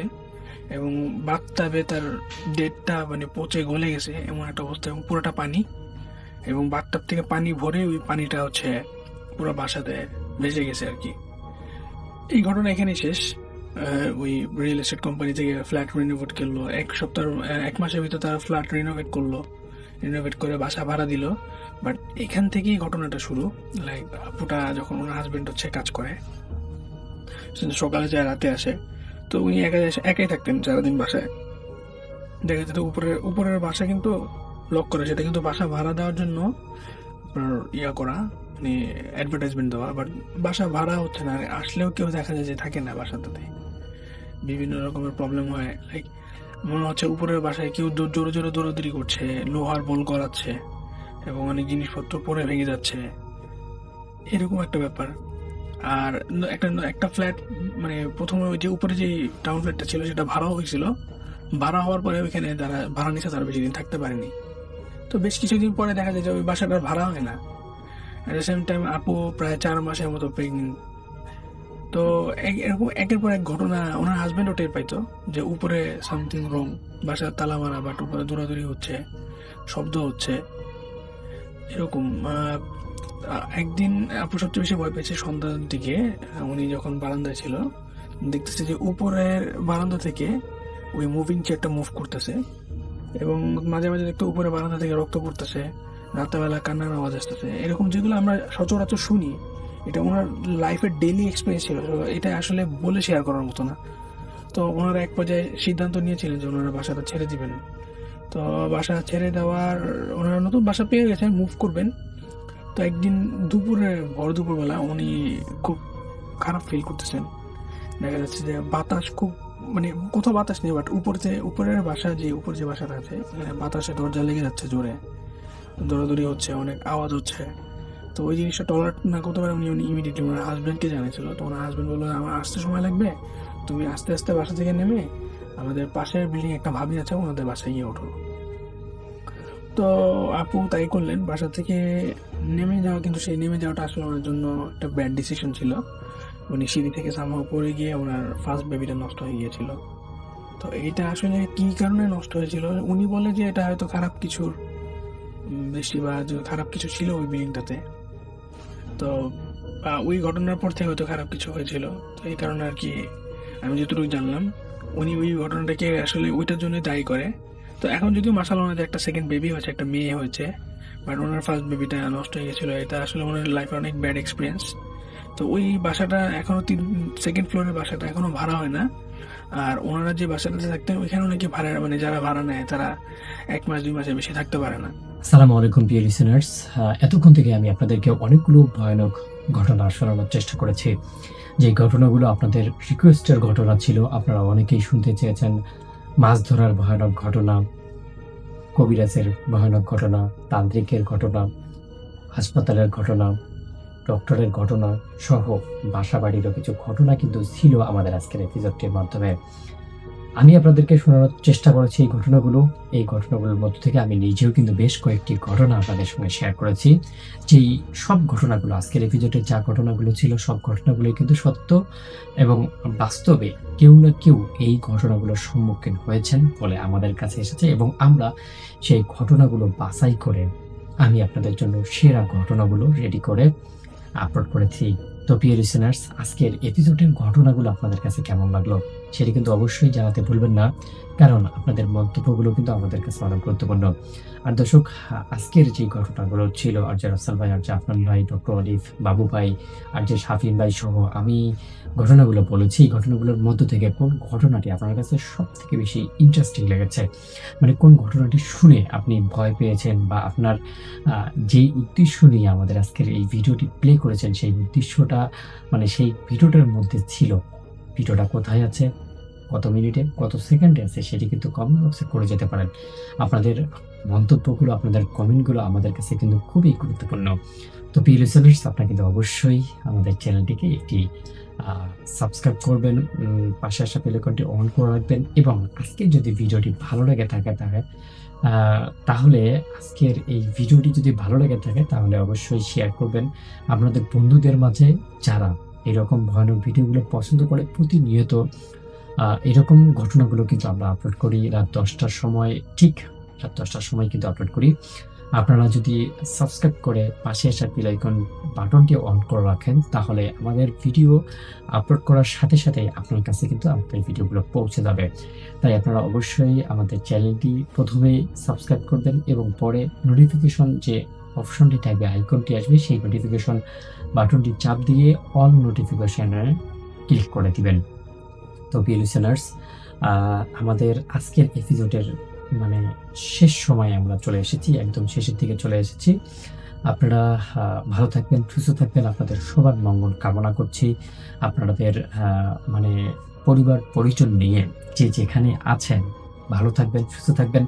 আর যারা শহর থেকে গ্রামে এসেছেন তারা কিন্তু ইতিমধ্যেই শহরমুখী হতে যাচ্ছে, তাদের জন্য আমি একটি কথাই বলবো যে আপনারা নিরাপদে যান, আপনাদের পরিবার পরিজন নিয়ে শান্তি শৃঙ্খলাভাবে সুন্দর একটি পরিবেশে আপনাদের ভবিষ্যৎ সুন্দর করানোর জন্য যে মানে পদক্ষেপগুলো আপনারা নিচ্ছেন, ঢাকা যাচ্ছেন, বিভিন্ন কাজকর্মের সন্ধানে যাচ্ছেন, অবশ্যই নিজেদের দিকে লক্ষ্য রাখবেন। নিজেদের ভালোটা নিজেকেই রাখতে হবে। তো লিসেনার্স, শেষ করবো আমাদের আজকের এপিসোড। আবার দেখা হচ্ছে নতুন এপিসোডের নতুন অনেকগুলো ঘটনা নিয়ে ঠিক রাত 10টায়। ভালো থাকবেন, সুস্থ থাকবেন, সবার মঙ্গল এবং সুস্বাস্থ্য কামনা করছি এবং আমি আমার নিজের জন্য দোয়া চেয়ে শেষ করছি আজকের এই এপিসোড। আল্লাহ হাফেজ।